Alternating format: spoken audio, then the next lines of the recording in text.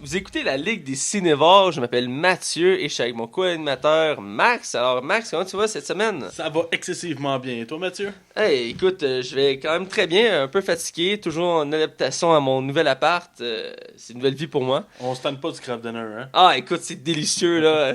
Matin, midi, soir, matin, midi, soir. Mets des saucisses, ça fait changement Ah, de de temps en temps. temps en temps, effectivement. Un peu plus de fromage, moins de fromage.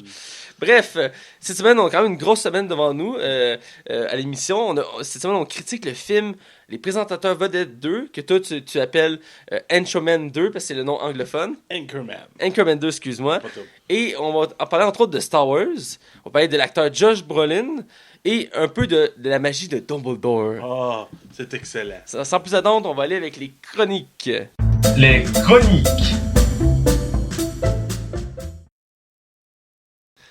Alors, on est du côté des chroniques. Comme chaque semaine, on parle de ce qu'on a vu et écouté en premier. Alors, sans plus attendre, je vais laisser la parole à Max. Max, qu'est-ce que tu as vu? J'ai écouté 3 films cette semaine. Oh, ok. Un que je vais passer rapidement. J'ai écouté Sim Pro avec Will Ferrell, comme de fait. J'étais dans le thème. Film de basketball avec Woody Harrelson. Oui, très bon dans ce film-là. Une comédie qui est correcte, qui est pas foufou, là. Mais comédie type à la Will Ferrell. Mais c'est un film qui est déjà tombé dans l'oubli, tu sais. Absolument, c'est plate dans ce temps. Hey, quand il joue à TV, je le réécoute, là. Je veux dire, je le trouve toujours drôle. Là. Oui, oui, c'est un bon divertissement. Écoute, je l'ai écouté, franchement, je l'ai écouté bien chaud hier. Je l'ai écouté à la game de hockey, puis, tu sais, en coup de sifflet, on prend une gorgée de bière, puis ça. Petit train va loin, là. Ouais. Fait que j'ai écouté ça vite, hier. Sinon, mon deuxième film que j'ai écouté, c'est un film que j'avais goût de voir depuis un moment. La bande-annonce promettait beaucoup. Et c'était quand même le réalisateur des Hangover, Todd Phillips, qui a réalisé ce film-là. C'est le film War Dogs ou Les Chiens de garde. Ouais, je crois. tu l'as écouté finalement. Ouais, je l'avais pas. Il est sorti cette semaine sur super écran sur demande. Et je l'ai écouté tout de suite quand j'ai vu qu'il était là. Je pensais rire. J'ai pas ri une fois. Moi, je l'ai même pas fini, moi. Ben, moi je l'ai fini, là, je l'ai écouté au complet, mais il n'y a pas de joke dans le film. Il y a zéro humour. La bande-annonce est vraiment menteuse. Là. Ah, Ça solide. Ça dit que c'est une comédie. Tu sais, ben, je m'attendais que ça soit pas totalement comédie, mais je m'attendais que ça le soit quand même un peu, là. Mais là, c'est pas du tout. Mais c'est vraiment intéressant, pareil, comme film. Je l'ai apprécié malgré tout. Parce qu'on voit vraiment John Hill là-dedans joue vraiment comme c'est une marde, le gars. Là, Ouais. C'est vraiment pas une bonne personne. Puis il influence son chum de gars à vendre des armes de façon illégale. Tu sais, ils savent en arrière qu'il y a du monde qui se font tuer dû aux armes. Ouais. Puis tu sais, ça fait juste prouver que les Américains, je mets en guillemets ce que le film projette, Ouais. que vendent des armes à des pays comme le Moyen-Orient. Ouais. Mais tu sais, c'est quand même basé sur une histoire vraie, c'est ce qui est effrayant. Puis un des gars qui existe pour vrai dans la principale, il chante au début du film avec sa guitare. C'est un des personnages qui est. En tout cas, c'est. Bref, moi, je m'étais arrêté à moitié. J'ai vraiment été déçu. Je m'attendais à plus à cause de la bande-annonce. Puis mes amis puis moi, on l'écoutait. Puis on était comme, OK, mais what the fuck? Puis après le milieu, après qu'il revienne d'Afghanistan, sans vouloir spoiler, on a comme arrêté là, nous. Ben, c'est le meilleur bout du film, c'est plate, là. Si en plus t'as pas aimé ce bout-là. Ben, c'est le bout, je l'ai trouvé bien, mais ça avançait trop lentement comme film. Ouais, c'est vraiment pas ce que ça promettait d'être. La bande-annonce aurait été réalisée d'une façon différente, ça aurait pu être intéressant. Ouais. Probablement pour amener plus de monde en salle qui ont fait ça. Ouais. Mon dernier film que j'ai écouté cette semaine, c'est le nouveau film de Adam Sandler qui est sorti sur Netflix parce qu'il y avait une entente de 4 films. Mais j'ai entendu dire qu'il a renouvelé son contrat pour 4 autres films. Fait que j'imagine que ça doit marcher fort. Dans le fond, le film s'appelle Sandy Wexler. Adam Sandler joue encore un paumé qui est agent de vedette, dans le fond, un impresario. Et il va trouver une fille dans un parc d'attractions qui est déguisée en canard, mais elle a une super belle voix. Fait que dans le fond, le film résume que lui, il va aller prendre son aile, mais tu sais, le personnage, il est super naïf, limite attardé. Puis il va l'aider à monter, puis finalement, il va se faire voler sa vedette. Écoutez, c'est super prévisible. Pour vrai, j'ai pas ri une fois.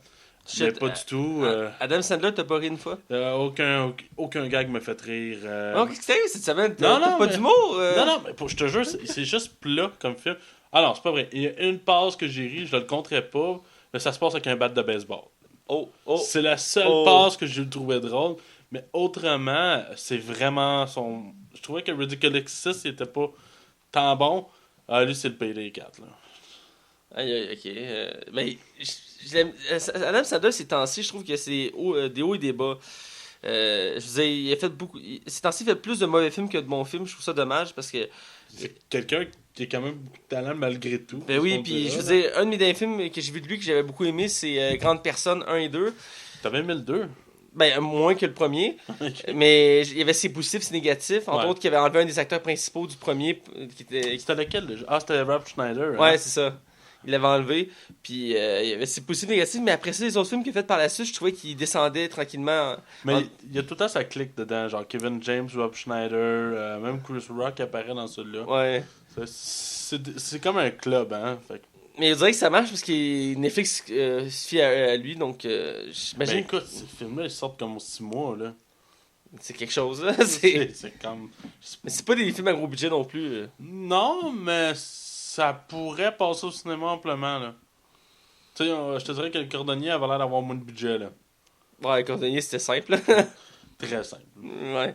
Toi, c'est quoi t'as écouté cette semaine, Mathieu? Outre, comme je dis toujours, mes séries habituelles, j'aime découvrir de nouveaux contenus.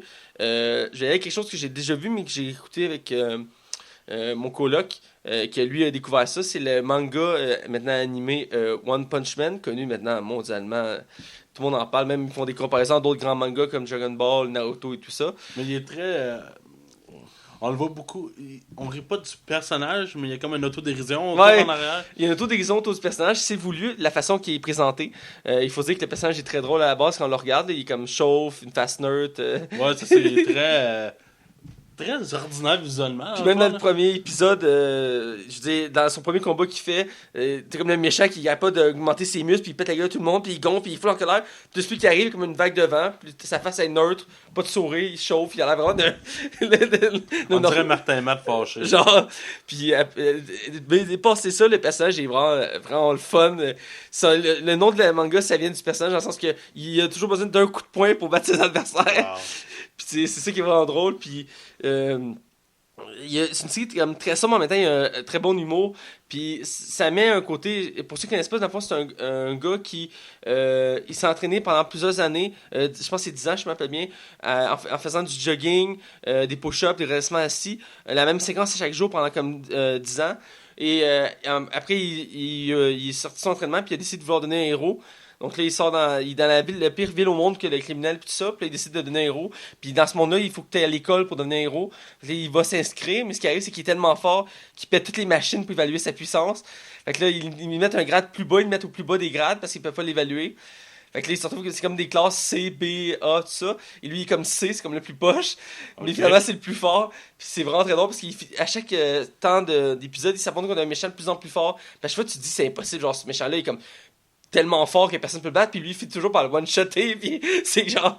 Puis ça allait tout le temps pire en pire en termes de combat, puis je veux dire, il y en a même qui comparent à Sangoku, qui est considéré comme le personnage le plus puissant des animés, parce qu'il peut détruire des planètes avec des blasts. Rien de moins. Rien de moins, tu sais, en se grattant l'oreille. Puis lui, surtout que One Punch Man, ils n'ont pas encore déterminé sa puissance maximum, mais qu'il y en a qui disent qu'il pourrait être plus fort que Sangoku. Donc c'est comme un débat vraiment intéressant, mais la série en tant que telle est écœurante. Puis chaque séquence, je veux dire, à un moment donné, il s'entraîne. À un moment donné, il se retrouve qu'il y a un élève, puis il s'entraîne avec, mais cet élève-là, c'est genre un des plus grands masters de l'école. Puis ils vont s'entraîner à une plaine. Puis il dit là, j'ai pas peur, affronte-moi ta pleine puissance, vas-y, hésite pas. Puis il dit, t'es sûr? Il dit oui. Fait que là, son élève, qui est dans le fond le maître des maîtres, il fait comme toutes ses meilleures attaques, comme des explosions, des lasers, des combos full intenses. Puis là, il se recule pour voir les dégâts. Puis t'as le One Punch Man qui est debout comme si rien n'était. Aucun dégât. Puis il s'avance, fait un coup de poing qui s'arrête devant la face de lui. Puis il y a une montagne en arrière, puis il est désintégré. Puis genre, il y a un méga coup de vent, puis il le regarde, il fait bon, ben j'ai fait, on y va dessus. C'est juste le genre d'humour-là. Tu sais, il est comme ce gars blasé, il cherche à la compétition, puis il est genre le plus fort, puis personne n'arrive à le toucher, là, tu sais. Ok, ouais. C'est ça, One Punch Man, c'est vraiment bon. Fait que j'ai écouté le premier épisode avec mon ami, parce que lui, il l'avait pas vu. Puis il a vraiment accroché, lui, sur l'animé, puis j'ai hâte de la suite pour l'écouter. Puis c'est vraiment dans le genre de manga que j'aime beaucoup. Sinon, j'ai écouté une autre série. Ici, des fois dans la vie, on accroche, puis on lâche pas, puis on va l'écouter. C'est vraiment une révélation. Moi, je regardais des bandes annonces sur Internet. J'aime ça faire ça pour découvrir de nouveaux contenus. Je fais des recherches, tout ça. Et je tombais sur la bande annonce de cette série-là. Et là, j'ai écouté l'annonce, puis tout de suite, je me suis dit, je dois écouter cette série-là. Cette série-là, c'est Burn Notice, agent libre au Québec, même si la traduction n'est pas exacte. Pour ceux qui sont bilingues, ils comprendront ce que je veux dire. Et c'est une série vraiment intéressante, une série d'action, mais aussi d'humour. On suit, à la fois, un agent secret incarné par... tu me mettre le Wikipédia devant moi, s'il te plaît? Dépêche-toi. Oui, ça serait excusé pour ce moment de malaise. Je m'attendais comme pas à ça. C'est Jeffrey Donovan, connu pour plusieurs choses. Il a joué dans des grands films comme J. Edgar, un film historique, et quelques films d'action et d'espionnage. Et aussi le deuxième acteur principal qui est connu dans les séries d'horreur, Bruce Campbell, qui a fait Devil Dead et la série qui dans le même univers qui a commencé, je pense, l'année passée, Ash vs Devil. En tout cas, deux acteurs très connus qui, dans le fond, ont su un espion qui... Burn Notice, ça veut dire qu'en français c'est blacklisté. C'est un agent secret qui pendant une mission, il arrive pour faire sa mission, puis il reçoit un appel qui dit qu'il est plus fiable, qu'il est plus un agent secret, qu'il a perdu tous ses droits, tout son argent, tout ça, parce qu'il est considéré comme ennemi du gouvernement. Donc là, il doit s'enfuir de sa mission, il retourne aux États-Unis, puis il se fait assommer finalement, puis il se réveille à Miami, puis il est pris là. Puis là, la prémisse, c'est qu'il cherche à comprendre pourquoi on l'a grillé. Fait qu'il passe son temps à chercher, mais là, comme il n'y a plus rien, il doit avoir besoin d'argent, tout ça, fait qu'il décide d'accepter des petits contrats à Miami que la police n'est pas capable de régler, genre régler des trucs de mafia, des kidnappings, des trucs de genre que la police n'est pas capable de régler. Lui, vu que c'est un agent secret, il a l'expérience.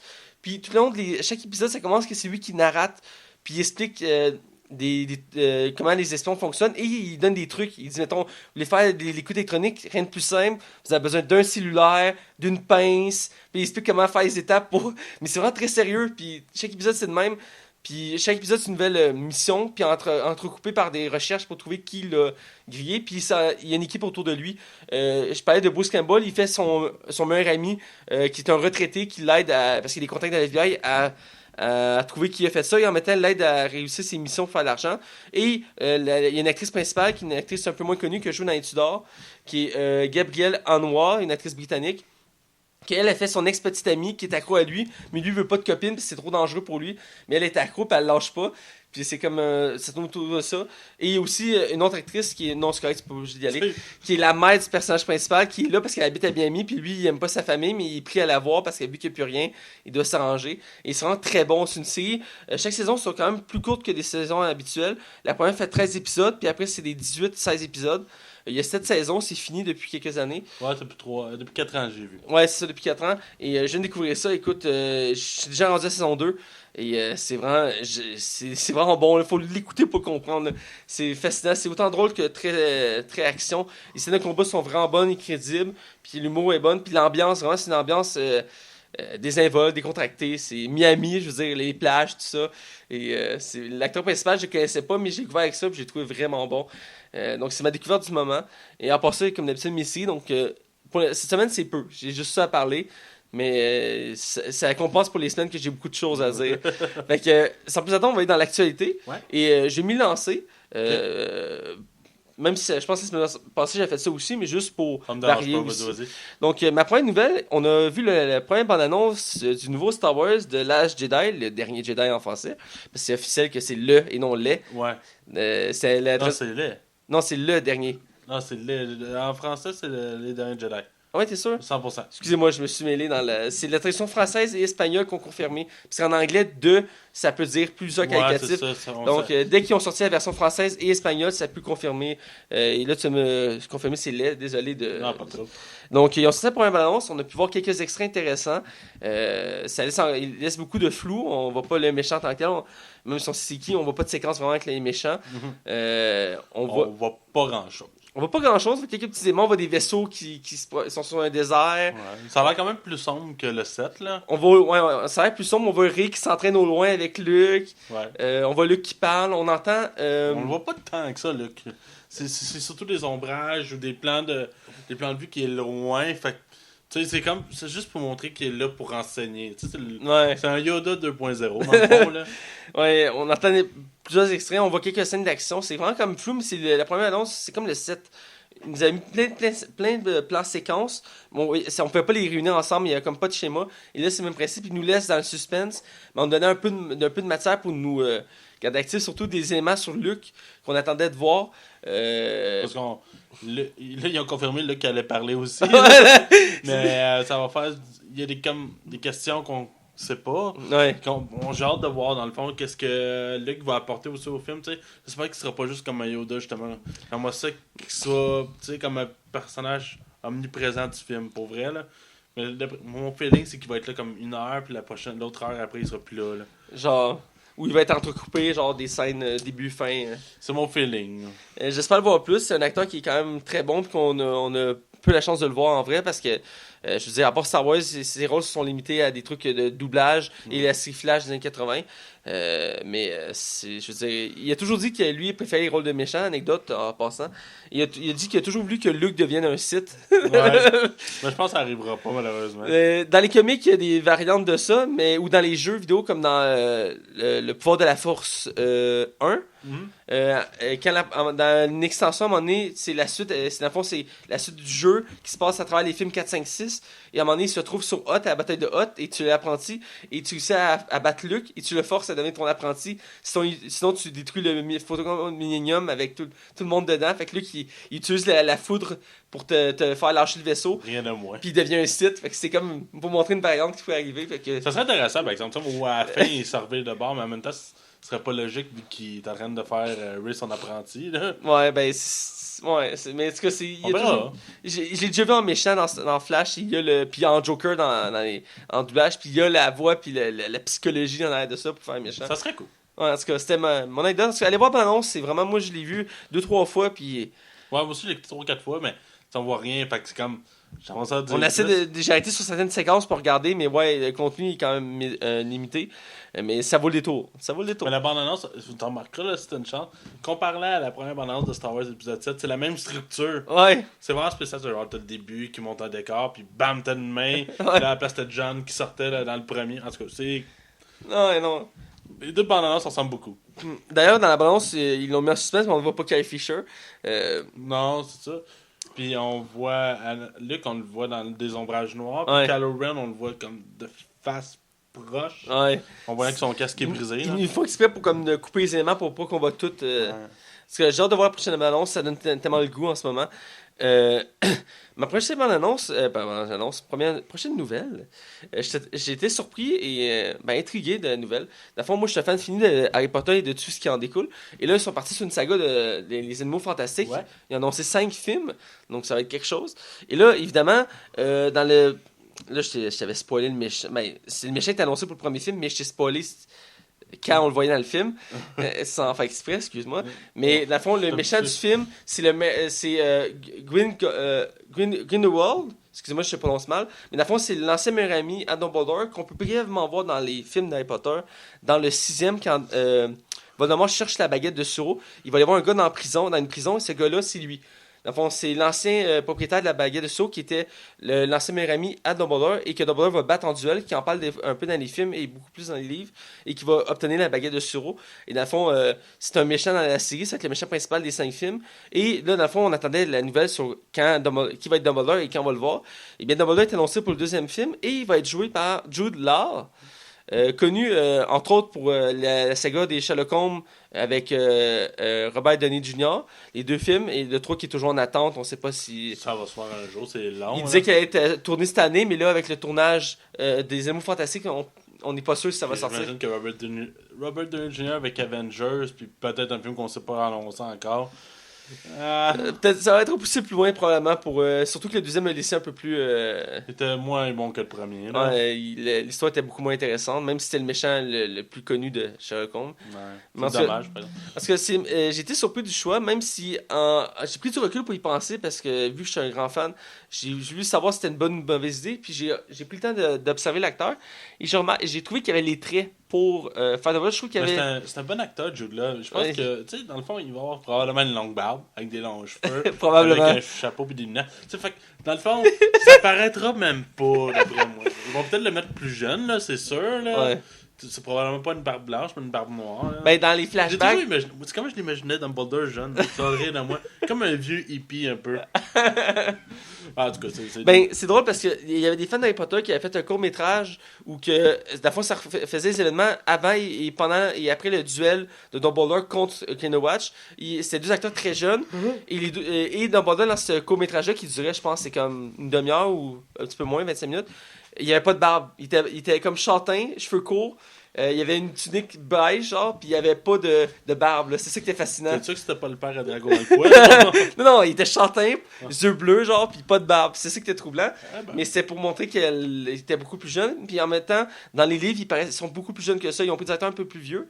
Mais c'est parce qu'ils vont évoluer avec les films. Ouais. Mais quand même, je sens qu'ils vont faire un look différent. Sûrement qu'ils vont se rapprocher plus de la barbe, comme tu dis, pour pas déstabiliser les fans. Ouais, puis tu sais, ceux de la ligne narrative, mais sans trop, pour qu'ils se perdent un peu trop. Ouais. Mais il va sûrement être noir parce que dans les flashbacks de Harry Potter, quand Dumbledore montre les flashbacks de Voldemort à Harry Potter, on le voit avec une barbe noire quand il va le voir. Il a la même barbe, mais elle est noire. Tu sais, On verra bien. Ouais, en tout cas, c'est Manuel Harry Potter. J'étais surpris d'entendre ça et je suis pas déçu. Ben, ça va sûrement rehausser encore l'intérêt, encore plus pour le deuxième film, dans le fond. Ben Parce oui. que le premier a super bien marché, Ouais. mais je pense qu'il s'attendait à faire un peu plus au niveau Ouais, de ben, il disait que le point négatif, c'est qu'il y avait trop d'éléments nouveaux en mettant. Fait que ceux qui étaient pas habitués à l'univers, ils se perdaient un peu. Ouais, ben, avec 5 films, ils vont avoir le temps de l'étendre. Ouais, c'est ça. C'est ma nouvelle. Ma prochaine nouvelle, on rentre dans les super-héros. Veux pas, faut que j'en parle chaque semaine. Est-ce que tu veux que je nomme le nom? Ça peut peut-être être plus simple, vu que c'est un nom russe. Vas-y, voir. Il s'appelle Dolph Lundgren. Acteur quand même très connu au cinéma. Étant un des méchants de Rocky 4? C'est le méchant russe dans Rocky. C'est Rocky 2, je suis sûr. C'est 2 ou 3, il me semble. Ouais, C'est pas le dernier, c'est pas le dernier. Non, c'est pas le dernier. C'est 2 ou 3. Parce que c'est le méchant russe dans Rocky, qui est genre full trop cut puis il est blond, là. Il joue dans Expendable aussi. Ouais, il fait les sacrifices, il fait un des personnages principaux, là, qui dans le premier film, il fait comme un anti-héros, parce qu'il est genre méchant à un moment donné, puis il revient gentil. Et aussi, il joue récemment dans Arrow, il fait un méchant, le méchant principal dans les flashbacks de Arrow, qui fait un méchant russe typique, là. Il est tout à méchant russe. Pour Il a le look méchant russe. Ouais, c'est ça. Il est pris avec ça, avec la gueule carrée et tout. Là, À un moment donné, il voulait faire Cable. Ouais, c'est vrai, il l'avait dit. Il l'avait, mais finalement, ça les Ouais, en tout cas. Et on en reparlera parce que c'était la nouvelle tantôt. Mais il a été choisi pour faire le roi Nérus dans le film Aquaman, annoncé pour l'année prochaine, en 2018. Dans le fond, le roi Nérus, pour ceux qui ne sont pas maniaques de comics, c'est dans le fond le père de Mera. Et Mera, c'est la femme d'Aquaman. Donc, dans le fond, c'est le beau-père d'Aquaman. Et dans les comics, c'est un méchant parce que dans le fond, il n'aime pas Aquaman et il va être roi d'Atlantique. Donc, il va se battre contre Aquaman pour la domination des Atlantes. Donc, il va faire un méchant. Donc, j'ai hâte de le voir sous l'eau avec genre les longs cheveux puis l'armure. C'est un des rares qui va pouvoir péter à la gueule à son beau-père. J'ai hâte de voir son look qui va être choisi pour Aquaman parce que c'est pas un acteur que. J'ai la misère de le voir dans un costume genre de méchant, tu sais, de genre style. Style méchant super-héros. Ouais, genre, tu sais, il va comme avoir une armure avec des cheveux longs, puis la barbe, puis le trident. Ça va être beau. Ça va être spécial. Parce que déjà, lui, qu'il fait le méchant russe dans Arrow, ça passe, c'est son typique. Mais là, en tout cas, c'était un choix d'acteur assez surprenant. On verra. On verra, écoute, j'attends de voir les premières images avant de juger, mais c'est un acteur qui est bon pour faire des méchants, ça c'est sûr, c'est un bon choix pour faire un méchant. On verra pour la suite. Maintenant, la nouvelle, c'est une bonne annonce d'un nouveau film qui est annoncé. Ouais, qui est arrivé de nulle part en plus. Ouais, c'est vraiment surprenant. J'ai vu ça arriver du coin de là, j'étais comme, c'est quoi ça? C'est le film, c'est Bodyguard. C'est Hitman in Bodyguard. Excuse-moi, j'ai lu comme en diagonale. Hitman in the Bodyguard, avec deux grands acteurs, Samuel Jackson et Ryan Reynolds. Qui sont quand même deux grosses pointures Ouais. actuellement. Là. Deux grosses pointures. Et dans le fond, Ryan Reynolds joue un tueur à gages professionnel. Non, c'est l'inverse. L'inverse, excuse-moi. Samuel Jackson joue un tueur à gages professionnel. Et là, il a besoin d'un garde du corps pour protéger sa vie. Alors, il engage Ryan Reynolds comme garde du corps. Et là, les deux doivent s'entraider. Mais en même temps, c'est comme une comédie action parce qu'il n'arrête pas de rire de l'autre. Il y a des gags. Il dit qu'il n'a pas besoin de garde du corps. Fait que là, il essaie d'être indépendant. Dans la balance, on voit beaucoup d'action, mais on voit pas trop l'histoire en tant que telle. Mais on dirait qu'ils sont forcés pour être ensemble. Dans Ouais, le fond. c'est ça, on a l'impression. Mais c'est très humour body cops. Là. Tu sais, là, Ouais. c'est pas des policiers, mais tu sais, c'est quand même le même genre d'humour. Deux gars qui faut qu'ils s'unissent, que tous les contraires s'attirent, Ouais. mais il va arriver mille et une folies. C'est une prémisse vue 1000 fois, mais celle-là, on dirait qu'il y a une touche vraiment intéressante. La scène marquante de la bande-annonce, c'est, je crois, c'est quand ils sont sur un toit, et là, Samuel Oui. Jackson, il dit faut qu'on saute de l'autre côté, puis l'autre, c'est comme, mais non, il y va pas. Puis il saute, puis il se pète la gueule. Il tombe les villages, t'entends juste « Oh, motherfucker! » C'est comme Samuel Jackson le dirait. Ouais, C'est drôle. Ah, Ah, c'est vraiment bon. C'est mes nouvelles, alors je te laisse le chapeau, vas-y. Ben, moi aussi, j'ai du lourd, du très très lourd. Vas-y. Cette semaine, on a appris que Cette semaine seulement chez Ikea. On a appris que Thanos serait Cable. Oui, oui. Ouais. L'acteur Josh Brolin, qui est actuellement l'acteur qui va incarner Thanos. Le méchant très attendu du prochain Avenger qui a Ouais. été teasé pendant 2 ans. Exactement. va être, cet acteur-là va devenir Cable pour le deuxième Deadpool. Puis c'est drôle comment que Ryan Reynolds a annoncé la fuck, vous avez pas le droit de mélanger 2 univers ensemble. Vous avez pris Deadpool, puis c'était quoi l'autre film? Je pense que c'est un petit film niaiseux. Sicario de Denis Villeneuve. C'est tu sais, genre l'autodérision, là, Ryan Reynolds il a compris la patente. Fait que dans le fond, cet acteur-là va incarner 2 personnages de l'univers de Marvel, mais 2 univers qui se touchent pas. En tout cas, En maintenant aussi, là, parce que là, il tourne, Avenger est en train de tournage en ce moment pour faire Thanos. Fait que, ouais, là, mais ça avait quand même. Mais tu sais, Deadpool n'est pas dans l'univers Marvel Ouais. actuel. Fait qu'il est dans son propre univers. En tout cas, mais c'est spécial, mais je veux dire, ça m'a très surpris, je m'y attendais c'est pas. un super bon acteur en plus. Tu sais, je peux pas le nier. Là. Josh Non, Brolin, ça- c'est vraiment pas de la petite bière. Là. C'est un bon acteur, puis je veux dire, il a la gueule pour, mais j'étais surpris que ce soit lui, parce que comme on dit, c'est le méchant annoncé pour le méchant principal du nouveau Avenger. Ce gars-là, en plus, a été longtemps pensé pour être le nouveau Batman en plus. Pour vrai? Il avait passé des auditions, puis finalement, il disait je ferai jamais de film de super-héros. Là. Ça arrive souvent, il y a plusieurs qui disent ça, puis ils le font finalement. C'est un gros chèque, gros. C'est un méchant gros chèque. Oh, ouais. Mais il y en a d'autres qui sont réalistes et qui veulent pas gâcher l'univers, comme Christian Bale qui a refusé 50 millions pour faire Batman. Ouais. Finalement, il la regrette. Tu sais. Mais Josh Brolin, qui était vraiment un bon acteur, je suis quand même curieux de le voir là-dedans, mais je le vois tellement, genre, se faire niaiser par Deadpool, ça va, C'est clair. Ben, tu sais, ça va être tellement facile, là. t'as-tu déjà joué au jeu Deadpool? Oui, hein, je crois. Oui, je l'ai. Ben, dans le Deadpool, il y a Cable, et Il est Cable ridicule. fait le côté sérieux de l'histoire, puis Deadpool fait le côté Il humoristique. s'en fout de lui, ben raide, là. Tu sais, Cable est comme, ok, là, l'humanité est en danger, faut que tu m'aides à arrêter telle menace. Deadpool est comme, tu m'ennuies, je pense que j'ai une petite balle dans la tête. On verra bien, en tout cas, on va. Il a la gueule, mais je suis surpris, mais j'imagine, ben, on a déjà vu la face de Thanos. Fait que c'est vrai qu'on le reconnaît pas, mais. Parce que Thanos, anyway, il est dans CGI, fait que ça va bien passer pareil. C'est quand même. Parce qu'il y a sa voix, là, je me demande comment s'il va y avoir une différence dans sa voix, en tout cas. On verra bien. Mais je suis surpris, mais écoute, c'est un bon choix. Ouais. Sinon, une nouvelle qui date de même pas quelques heures. C'est tout chaud, tout chaud. Le réalisateur James Gunn sera le premier réalisateur de l'univers de Marvel qui va réaliser toute une trilogie. Il va bel et bien réaliser Guardians of the Galaxy 3, qui est quand même pas qui est quand même une grosse nouvelle majeure parce qu'il se l'est fait demander souvent. Puis quand il y a eu la confirmation, je pense avant hier, il s'est dit dès que le premier me le demande, je le dis. C'est ça qu'il écrit sur Facebook. Puis il a annoncé, ben oui, je réalise le 3e. Ben, il a passé le stade des 2 films, hein, contrairement à Joss Whedon, que lui, après 2 films, il a jeté l'éponge. Parce que ça a l'air d'être une grosse pression, mais il dit qu'il tripe tellement sur cet univers-là que. Ben, Crime, le 2 il est même pas sorti encore, puis mais il sort le mois prochain en plus. Ouais, on va aller le voir, c'est certain. C'est sûr. Fait que. Gardez la Ouais, c'est une bonne Galaxy nouvelle. 3, il s'en vient. Fait que c'est déjà bon. Mon autre nouvelle, tu connais l'excellent chanteur Freddie Mercury qui est malheureusement décédé de sida, qui était le chanteur de Queen. Ouais. Le film est officiellement officialisé pour l'année prochaine. C'est un projet qui est vraiment houleux parce que ça fait longtemps que le projet est reporté. Puis à la base, c'était Sacha Baron Cohen qui était censé incarner Freddie Mercury. Oh. Finalement, on a su que c'était l'acteur Rami Malek qui va interpréter, celui qui joue dans Monsieur Robot. Ouais. Dans le fond, ce qui est arrivé, Sacha Baron Cohen a eu des différends créatifs avec le réalisateur et le scriptwriter. Fait que c'est tombé à l'eau. Alors, c'est officiel, l'année prochaine, on a un film sur Freddie Mercury. C'est un peu bizarre parce que l'acteur Rami Malek, ses origines sont, je pense, égyptiennes.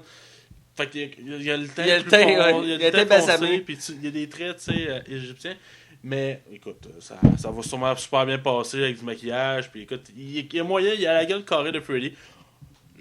Toi, t'en penses quoi? T'es-tu curieux? Ou... Ben, je suis surpris. Écoute, moi, les films historiques sur des vedettes comme ça, j'aime ça les voir quand ils sont bons. Et c'est un film qui est attendu depuis longue date, Freddie Mercury. Ouais, ça fait longtemps. Ce genre de film-là, c'est très touché parce qu'il faut choisir le bon acteur, la bonne angle pour le film, sinon ça passe pas. Ouais, puis il faut qu'il passe aussi par le groupe de Queen, la famille Ben aussi. Oui. Fait, en tout cas, ça doit être c'est des projets qui sont houleux et pas toujours faciles à réaliser. Effectivement, mais on verra. Je vais voir les premières images avant de juger. Je suis pas certain pour l'acteur, mais en tout cas, s'ils font du bon travail, ça... Mais ça, c'est le genre de film que je vais vouloir aller voir. Absolument. C'est bien amené, là. Ouais, moi aussi, c'est bien amené, oui. Parce que j'espère que ce sera pas juste une partie de sa vie, puis on... Il y a beaucoup de films, des fois, des biopics qu'ils font, c'est qu'ils vont prendre juste une partie de l'histoire du Steve Jobs! Ouais. Ben, écoute, le premier Steve Jobs, ils ont vraiment comme résumé sa vie, mais j'aime ça quand on voit vraiment comme la vie du gars au complet. Je sais qu'on passe des bouts, mais je trouve ça plus intéressant. C'est pas long, je veux dire. Moi, il y a un film que j'ai beaucoup aimé, que j'avais écouté plusieurs fois, c'est Social Network. Ouais, qui est très bon, là. Ouais, très bon. Puis, dans le fond, ça fait juste montrer l'intro de la création de Facebook, là. Ouais. Donc... Red Charles aussi était très bon. Hein? Le film sur Red Charles. Oui. Avec Jimmy Fox, c'était un très bon film. J'ai vu 2-3 fois, lui aussi. Très... Ouais, moi, je l'écoutais à l'école, on l'obligeait. Okay. Ouais, ben, moi, c'est la première fois que je l'ai vu à l'école, après, c'est à la TV. On allait à la même école, hein. As-tu des cours de guitare? Oui. Ouais, Monsieur Chaumont? Ouais. Monsieur Chaumont. Je savais aucune idée c'est qui, mais c'est pas grave. Il est poli, hein? Non, hein, ça a l'air qu'il... Il est rendu à Frenette. Ouais. Il s'est fait virer à poli. Pauvre Monsieur Chaumont. Ouais. Sinon, ma dernière nouvelle, c'est un nouveau box-office. Fast and Furious 8, The Fate of the Furious, démolit tout. Écoute, moi, j'étais un fan de chiffres là, pour ce qui est du box-office. Il sort le cash, là. Le film a coûté 250 millions.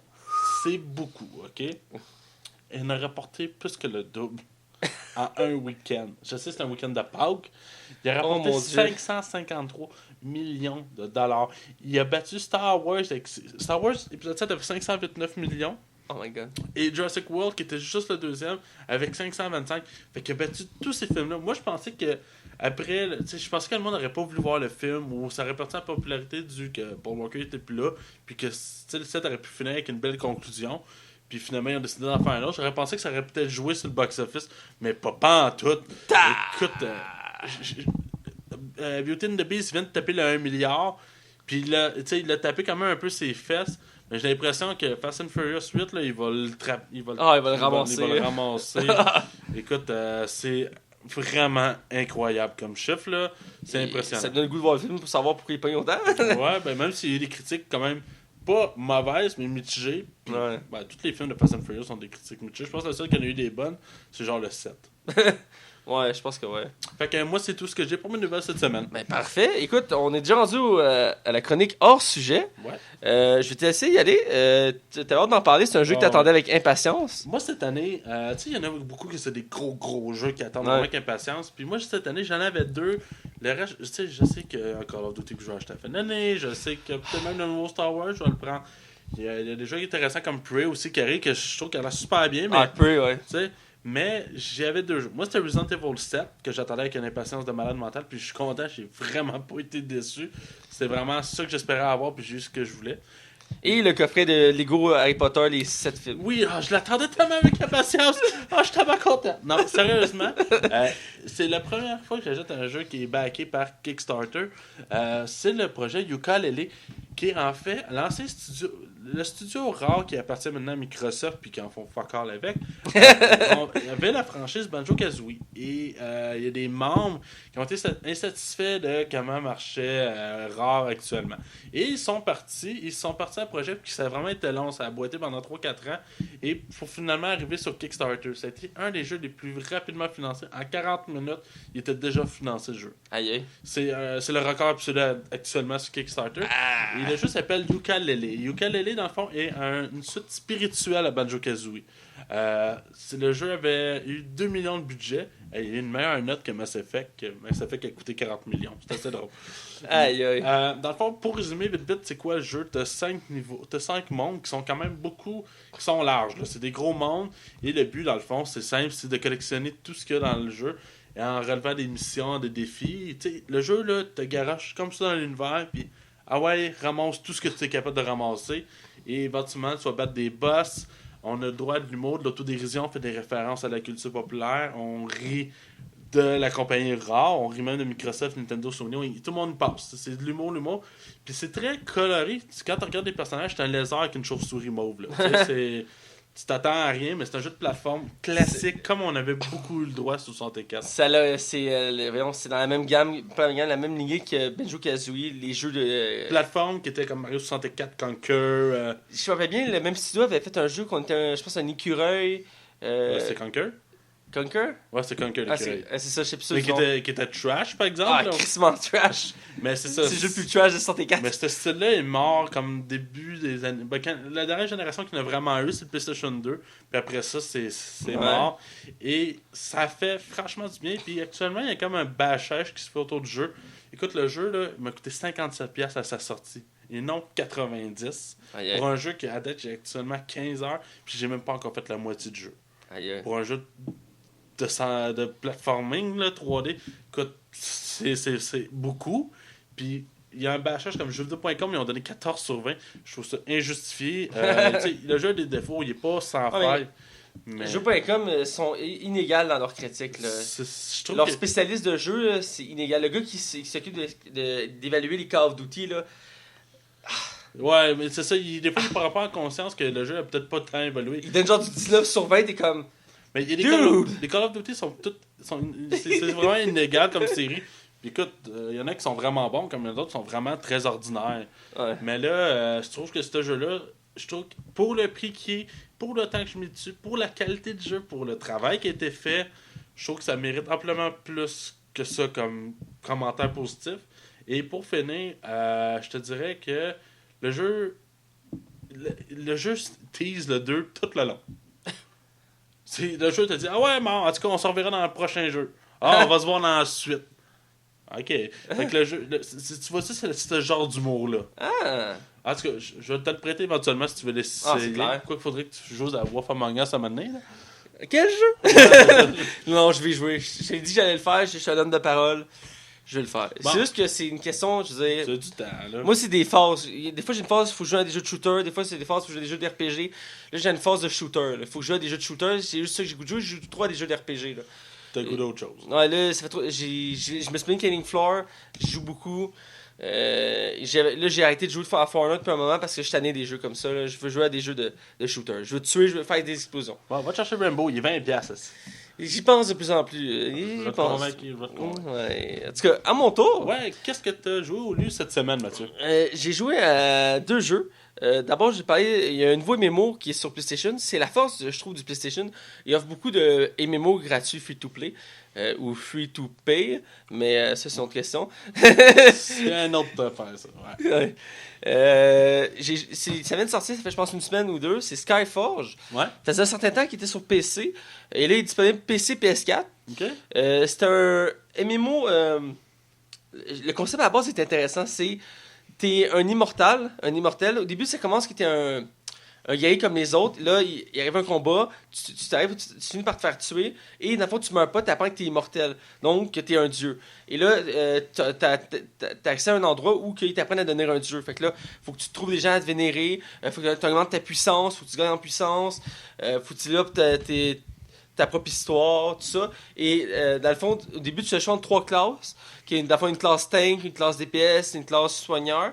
Dans le fond, c'est le paladin, c'est le tank. Le Clisnomancer, c'est le DPS. Et l'autre, j'ai oublié le nom, c'est le Light Bender. Le jeu tout en anglais. Et le soigneur. Et après, on a une série d'autres classes que tu peux unlocker dans le jeu, qui ont chacun vraiment des attributs différents. Et c'est un jeu que, dans le fond, on peut jouer en multijoueur. Avec des amis, on peut faire des groupes jusqu'à 5. Et il y a des zones ouvertes. C'est pas une map ouverte en tant que telle complète, mais tu as des zones ouvertes. Genre, mettons, la ville est ouverte. Après, tu as des maps de forêt, de montagne, tout ça ouverte, que tu t'explores, faire tes quests. Mais en tant que tel, tu peux pas te déplacer comme, mettons, dans la World of Warcraft. Mais c'est par séquence. Et dans le fond, c'est ça. Puis on peut expérimenter. Et au fur et à mesure que tu avances, tu développes des compétences. Tu as un principe d'augmenter tes croyants. Tu parles plus de croyants, plus de croyants, plus tu as de puissance, tu peux faire des recherches de connaissances pour avoir plus de connaissances sur la création, tout ça. Et c'est vraiment le fun parce que les combats sont épiques. Vu que tu es un dieu, tu as des pouvoirs assez puissants. C'est ça à la première personne ou à la troisième personne? À la troisième personne, Okay. ça joue très bien avec la manette. Dans le fond, on a 2 barres de sorts, 5 sorts par barre. On clique sur une gâchette L2 pour changer de barre de sort. Ils ont des cooldowns. Les compétences s'améliorent avec le temps. Puis on a les équipements qu'on ramasse, tout ça. Est-ce que c'est genre de. Moi, les MMO, ce qui me rebute souvent, c'est que t'as comme 50 000 affaires sur ton écran puis je suis plus capable de suivre. C'est quand même très épuré comme MMO. Ouais. C'est là le point négatif que je voulais arriver, c'est que sur PS4, sur PC, il était très. Il y avait beaucoup de trucs sur son écran, beaucoup de complexité dans le jeu qui était très complexe. Et là, pour la version PS4, ils ont voulu simplifier ça parce que vu que t'es avec une manette. Ouais, t'as pas autant de touches. Ils ont épuré ça, ils ont simplifié le gameplay un peu, la jouabilité, mais ça a amené un point négatif. C'est que dans la version PC à la base, il y avait ça s'appelait. Je vais y arriver. Le Ascension Atlas en anglais, qui était dans le fond une place une section du jeu où que c'était tes compétences, tu avais des branches de compétences que tu mettais tes points puis tu montais. Et cet arbre de compétences permettait d'unlocker une nouvelle classe. Ils ont retiré ça pour la préparation de la version PS4. Ce qui fait en sorte que quand tu veux unlocker une nouvelle classe sur PS4, il y a 2 possibilités. Soit tu payes avec de la vraie argent, soit tu ramasses 3 millions de piastres dans le jeu. 2 questions. Est-ce que, le prix est exorbitant ou c'est très long ou ça atteint 3 millions? J'ai commencé à jouer, ça fait 2 jours, avec mon coloc, et vérifié voir si c'était faisable de quand même avoir 3 millions facilement. C'est relativement faisable, mais ça prend quand même du temps. Ça va te prendre, si tu joues de temps en temps, ça te prend plusieurs jours, voire semaines. Tu peux atteindre le mois avant d'atteindre ce compte-là, mais plus que tu avances dans le jeu, plus tu fais, parce que c'est des missions dans le fond que tu fais, tu actives une mission, tu sors dans une nouvelle map, tu fais des objectifs, tu sors là, tu fais la mission, tu reçois de l'argent. Plus tu avances, plus tes missions te rapportent de l'argent. Donc à un certain moment, tu as à répéter les missions qui valent cher, et là ton argent va monter. Mais au début, c'est genre, tu reçois un coup de 1000, 2000, 3000, 6000, 10 000. Moi, je suis rendu à 20 000, mais tu sais, c'est 3 millions, donc là, puis en plus, tu as des dépenses pour acheter des trucs. Mais quand tu es patient, tu peux te rendre, ça prend un certain temps, mais à un certain haut niveau, ça se fait relativement rapidement. Mais au début, c'est chiant parce que tu es limité à 3 classes. Il faut que tu prennes le temps d'apprécier le jeu et d'avancer dans l'histoire avant de pouvoir avoir d'autres classes. C'est pas genre, bon, je suis tanné, je switch de classe, il faut que tu payes de l'argent pour, ce que je trouve un peu gossant. Ce que je trouvais dommage, c'est que c'est ça sur PC, il le permettait. Ok. Avec tes points de compétence, à un certain moment, tu fais juste payer pour la classe avec tes points de compétence et tu l'avais, ça coûtait rien. Ça coûte combien là si tu veux acheter, sais-tu? Pour l'instant, ils ont des problèmes parce que le jeu vient de sortir. Le store il bug avec le jeu, il faut y aller séparément. J'ai pas été directement dans le store, mais dans le jeu, le store il bug. Okay. Donc quand tu cliques sur une classe pour savoir le prix, ça te dit impossible d'avoir accès au store. Contenu, ouais, okay. Donc j'ai pas été voir directement sur le store, mais j'imagine qu'il y a un petit coût pour chaque classe. 5-6$ peut-être? Probablement, peut-être moins. En tout cas, j'espère que c'est pas si cher que ça. Mais c'est quand même frustrant parce qu'il y a quand même 11 classes actuellement dans le jeu. Chacun avec leurs compétences, tout ça. Il y a le gunslinger, l'archer, l'alchimiste, le berserk. Tu sais, vraiment des classes très variées. Puis je me suis promené dans le jeu, dans la map principale de la ville. Et j'ai constaté que, vu que c'est nouveau sur PS4, c'est normal, mais quasiment tous les joueurs avaient les 3 classes de base que je croisais. J'en ai croisé 2 qui n'avaient pas les classes de base. Mais tu sais, le jeu vient d'ouvrir depuis 2 semaines sur PS4, puis ils ont leur propre serveur. Donc c'est un peu normal, mais en mettant. J'espère que c'est aussi rapide que ce qu'ils disent. Mais en tout cas, je verrai avec le temps. Je vais le tester avec mes amis. Je suis pas encore 100% certain d'y jouer. On fait des tests en ce moment pour voir si je l'aime. Mais ce jeu, vraiment, l'univers en tant que tel, il est très beau. L'histoire est très intéressante. Moi, vu que je suis quelqu'un qui est vraiment porté sur le francophone, ça me gosse un peu que ce soit en anglais, mais c'est quand même. Ça, éventuellement, il va y avoir un update aussi. Mais c'est quand même très compréhensible. Je veux dire, l'histoire est intéressante. T'es un dieu, c'est cool, là. Ouais. Un peu à la God of War. Puis il y a même un combat au début. Une des premières missions, c'est à la God of War. T'as 2 dieux géants qui se battent. Puis toi, tu tournes autour entre les pieds, puis tout ça. Puis tu butes des mignonnes autour de eux. Puis c'est un peu comme dans God of War. Je pense que c'est le 2 où que t'as Kratos qui affronte Ares. Puis toi, tu reviens dessus, puis tu te bats sur l'épée d'Ares. Ouais. C'est un peu le même genre. J'aime le principe que t'es overpowerful et que t'as pas de limite de puissance et que t'as des attaques vraiment démentielles, des tempêtes, des explosions.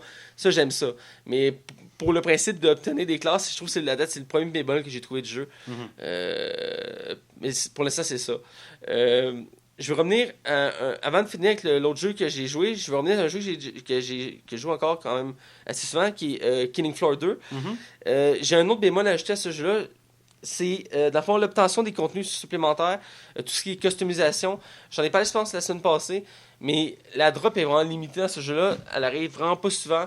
Puis Ce qui est gossant, c'est que tu reçois le 3 quarts du temps dans ta drop, dans ton tes récompenses en français, c'est que tu reçois des coffres et pour ouvrir les coffres, il faut que tu payes une clé. Et ça, j'en ai parlé la semaine passée, ça méritait, mais 90% du contenu que tu ramasses, c'est ça. Ok. Une fois de temps en temps, t'es chanceux, tu reçois une casquette, une tuque, une couleur. Mais c'est rare. Puis même là, moi, à part des customisations de vêtements, j'ai rien eu. J'ai pas eu de couleur. Mon ami, il a eu sa première couleur hier qu'on a joué. Puis ça fait 2 semaines qu'on joue. Là. Ok, ouais. Son radin. Les sons radins. Puis les coffres, ça gosse, c'est genre comme 4$ la clé, tu sais. Là, t'es comme. Puis là, j'ai genre 6 coffres. Puis c'était comme. Mais tu peux les démonter par des fragments pour faire ton propre coffre que tu ouvres. Mais. Parce que, je vais revenir sur Rambo, là. Rambo n'a pas encore de système de lootbox encore, puis il s'en vient probablement pour la prochaine saison. Et j'aime le mécanisme que les autres qui ont décidé de prendre. Je pense que sûrement tu vas pouvoir en acheter de l'argent en cash, mais sinon, comment que le système va marcher, c'est que plus que si tu gagnes une victoire, tu vas recevoir un coffre. Mais si tu fais 2 victoires d'affilée, tu as une chance d'avoir un coffre plus rare encore. Fait que plus que tu as de victoires, plus que tu pognes du stock rare. Je trouve que c'est la première fois que je vois ça, puis je trouve que c'est intéressant quand même. Mais il reste qu'il faut que tu payes pour l'ouvrir. Non, parce que dans le fond, tu vas gagner des. C'est pas clair encore, parce que c'est pas sorti encore. Ouais. Mais les victoires vont te permettre d'avoir des coffres et ça va être totalement gratuit. En tout cas, j'ai de la misère avec le principe de coffre. Ben, j'aime le principe, mais je trouve que c'est souvent radin. Ouais. C'est ça qui me dérange ça, le plus. Ça me chicote. Toute la semaine, j'ai joué avec Link Floyd, puis à chaque fois, j'étais comme. Ouais, je te comprends. Ça me gossait, là. Bref, il y a du beau contenu, mais ce qui est bien en contrepartie, c'est que tout le contenu map, armes, c'est gratuit. C'est gratuit, il ajoute au fur et à mesure. Ils font tout ça maintenant, hein. Overwatch, Rainbow. Ouais. Ça, je trouve ça le fun parce qu'il ajoute des DLC. Le dernier date de novembre, je crois. Il y en a annoncé un bientôt qui va acheter un nouveau boss, des nouvelles armes, une nouvelle map, donc j'ai hâte. Tout gratuit, ça c'est cool. Mais il faut tous ces contenus customisation. Mais en même temps, ça ne change rien au jeu. Non, c'est ça. Mais tu sais, moi je suis pas accro à ça, mais les joueurs, il y en a beaucoup qui sont accro à customisation, ils veulent se démarquer. Puis il y a des gens qui font de l'argent avec ça, je veux dire. Oh, écoute, j'ai déjà acheté un skin de Tibias. je sais. Ça va aller, Max. Tu peux me juger, t'aurais absolument raison. C'était dans ton jeune temps, t'étais drogué, ça allait pas bien. Ça fait 2 mois, là. Max! Ouais, mais là. Je pensais que j'avais une bonne influence sur toi, là. J'avais un peu d'argent. Tu dis que t'as jamais d'argent? Je le sais. J'avais pas dit. Mais mon bonhomme, il est cool. Je regrette pour vrai, je regrette vraiment. C'est la première fois de ma vie que je fais ça, puis je le regrette. J'espère, regrette-le. Laisse-toi la nuit pour le regretter. Je le ferai pas 2 fois. Bref, j'ai joué à un autre jeu que j'avais acheté avec ma PS4 en novembre. Ok, je pensais que tu l'as depuis le début. Je l'ai depuis le début, je l'avais jamais déballé. Wow. Ben, c'est pas comme The Witcher 3. J'ai joué genre 10 heures.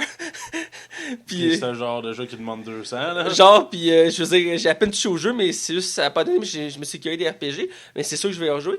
Mais là, le jeu que j'avais depuis le début, c'est Infamous Second Son, le 3e de la saga des Infamous. J'avais adoré les 2 premiers. Ça m'a vraiment. Moi, j'aime tout ce qui est. Très bon jeu. Ouais, j'aime tout ce qui est super-héros. Ça avait démarqué. C'était des exclusivités PlayStation. Puis à l'époque, moi j'avais une Xbox, donc ce qui m'avait freiné, c'est que j'avais joué sur la PlayStation de mon ami. J'ai pas pu profiter du jeu à 100%, mais j'ai vraiment aimé. C'était vraiment bon. Et là, je me suis dit, vu que j'ai une PlayStation, je me gâte, je peux pas une de nouveau. Tu n'as pas dû le payer cher en plus? Non, il m'a coûté, je pense, c'est 15$. Ouais, c'est ça. Puis il était pas trouvable. Ça m'a pris 3 eBay Games puis un Vidéotron pour le trouver. Wow. Tu l'as trouvé chez Vidéotron, quoi? Ouais. C'est ça. Infamous Second Son, dans le fond, pour ceux qui connaissent pas, c'est dans un univers où, un peu à la manière des X-Men, les gens ont un mutagène dans le corps qui fait qu'ils ont des pouvoirs qui s'activent quand il t'arrive quelque chose, tu t'es attaqué, crise cardiaque, quelque chose, tes pouvoirs s'activent n'importe quand. Et quand ils s'activent après, il faut que tu vives avec. Et dans les 2 premiers, tu suivais le même héros, que ses pouvoirs, c'est la manipulation d'électricité. Et tu avais des choix moraux. Dans chaque jeu, tu avais le côté bien, le côté méchant. Et là, dans le 3e jeu, ils nous permettent d'être un nouveau héros, qui est un jeune amérindien, qui, dans le fond, dans cet univers-là, ils appellent ça bioterroristes, sont prescrits, sont enfermés dans des prisons parce qu'on sait comme dangereux pour l'humanité.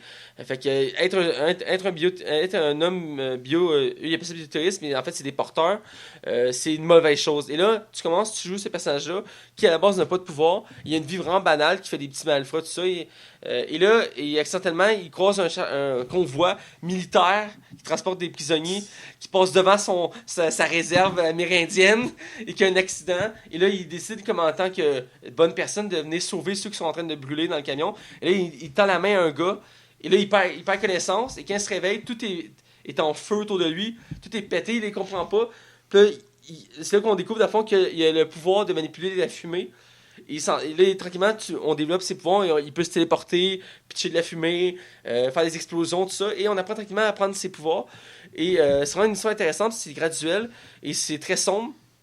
Avec toujours des choix moraux très intéressants qui ont un impact sur l'histoire. Ce qui est aussi intéressant de ce jeu-là, je suis pas encore rendu là, mais je connais l'histoire au complet.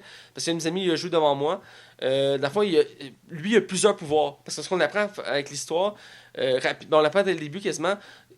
Son pouvoir, c'est pas la fumée. Son pouvoir, c'est qu'il peut copier les pouvoirs. Ouais, c'est ça.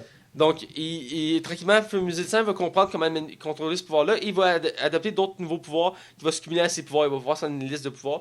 C'est ça qui est spécial parce que dans les deux premiers. C'était juste de l'électricité, c'était tout. Et dans le deuxième, il y avait mis un petit élément. C'était de la glace, hein. Glace ou feu. Ouais, c'est ça. Ouais, t'avais 2-3 pouvoirs glace ou feu si tu faisais un pack avec une des deux filles.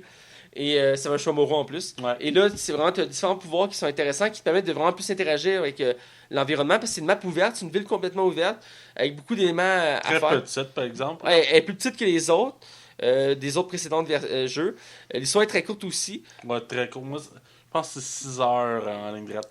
Ben, c'est ça, j'étais à 20%, puis j'ai à peine effleuré le jeu, donc j'ai l'impression que c'est assez court. Mais tu sais, 6 heures, ça compte pas les side quests, les collectibles. On parle de storyline. Mais c'est le genre de jeu que tu fais 2 fois pour avoir le côté bien et le côté méchant. Ouais. Là. Mais c'est vraiment un bon jeu, c'est vraiment le fun de se prendre un monde ouvert avec des super pouvoirs de. Les animations faciales étaient vraiment impressionnantes. En tout cas, à l'époque, Ouais. là, c'était vraiment impressionnant. Les effets, tout ça, l'appui, les visages, le décor, c'est quand même très bien fait. Les pouvoirs, les explosions, tout ça, c'est vraiment bien fait. Ouais, le visuel est vraiment là. C'est vraiment très léché, très épuré. Sucker Punch, là, c'est quand même pas de la petite bière. Là. Sucker Punch, c'est eux qui font ça? Ouais, c'est les autres qui faisaient Sly aussi. Slide. Sly Cooper, le raton laveur. Ah, ok, ok. Ouais, c'est eux autres qui s'occupent de ça. Ok, je sais c'est qui, ouais. Mais en tout cas, c'est très bon. Je m'étonne pas, c'est le genre de jeu que j'adore. Moi, j'aime ça les jeux à map ouverte. Tu sais, qu'on a une liberté, qu'on peut faire ce qu'on veut, on peut se promener, on peut tuer qui on veut. Un peu comme Horizon que j'ai joué, que j'ai bien aimé, que je vais probablement m'acheter quand il va être moins cher. Ou le nouveau Zelda que je trouve très intéressant, qui me donne quasiment le goût de m'acheter une Switch. Mais ouais, c'est cher, là, pour un Ouais. jeu. Mais j'ai vraiment aimé. Je viens de penser, j'ai joué à un autre jeu cette semaine. J'ai joué hier, en fait. Je fais ça brièvement. Je sais que ça a été beaucoup. Dans le fond, j'ai joué au dernier Smash. Et dans le fond, j'y avais déjà joué, ça faisait un certain temps. C'est un jeu qui est quand même un petit peu vieux. Il fait 2 ans, je pense, qu'il est sorti. Ouais, 2-3 ans, ouais, à peu près. Et je veux pas en parler très longtemps, c'est pour dire que j'y ai rejoué. Je trouve que je découvre toujours des choses à force d'y jouer à ce jeu. Il y a beaucoup de contenu. Moi, j'avais la version 3DS, là, Ah, qui est vraiment bonne, là. Ben oui, ben oui. Très, très bonne, là. si je peux dire un bémol, c'est à cause de la version DS qu'il y a eu des changements, genre que, mettons, Zelda puis Sheik, c'est 2 bonhommes différents, ou Samus puis Samus sans Samus, c'est 2 bonhommes différents. DS, ça a causé le problème de faire les transformations, ça a bugué le jeu. Donc on a dû séparer les bonhommes, je sais pas si tu le savais. Là. Ah, je savais pas. Ouais, c'est une des choses qui ont fait qu'on séparait les bonhommes. Mais c'est pas négatif, mais en même temps, je veux dire, c'est comme si tu faisais 2 mêmes bonhommes, mais. Ouais. Mais en tout cas, j'ai joué, puis c'est vraiment le fun, puis. Je veux dire, je voulais en faire mention, parce que c'est un des rares jeux que je trouve qu'il y a DLC, c'est bien. Ouais, c'est ça, c'est bien amené. Mais comme le Versalaire que Mario Kart aussi.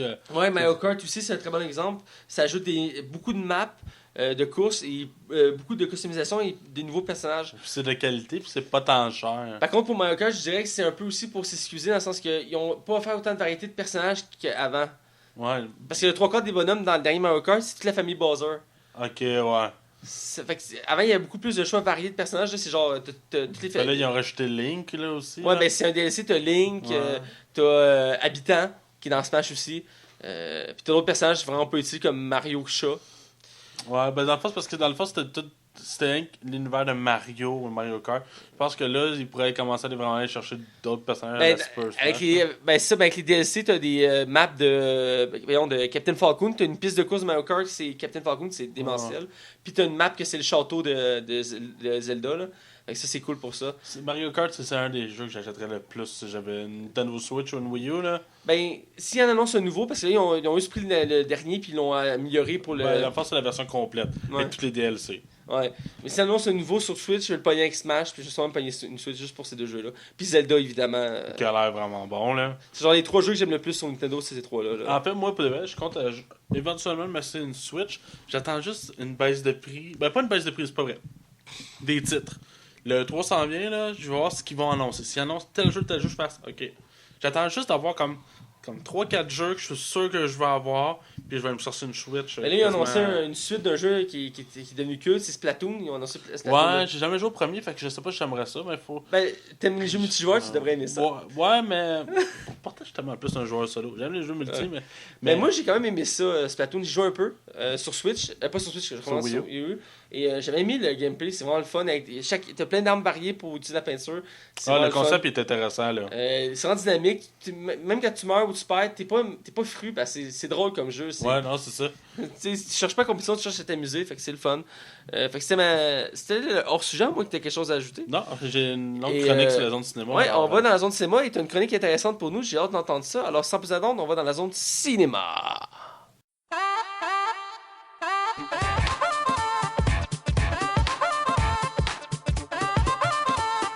Bienvenue dans la zone cinéma.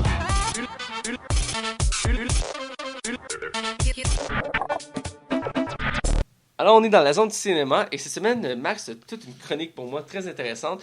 C'est les acteurs qui ont regretté leur rôle dans certains films qu'ils ont fait. Part 1. Part 1, parce qu'il y en a tellement. Là. Oui, il y en avait vraiment beaucoup. J'en ai pris 9 que je considérais quand même pertinents. Je voulais faire une meilleure chronique la dernière fois parce que j'avais fait la chronique des films maudits puis j'étais satisfait de ma chronique.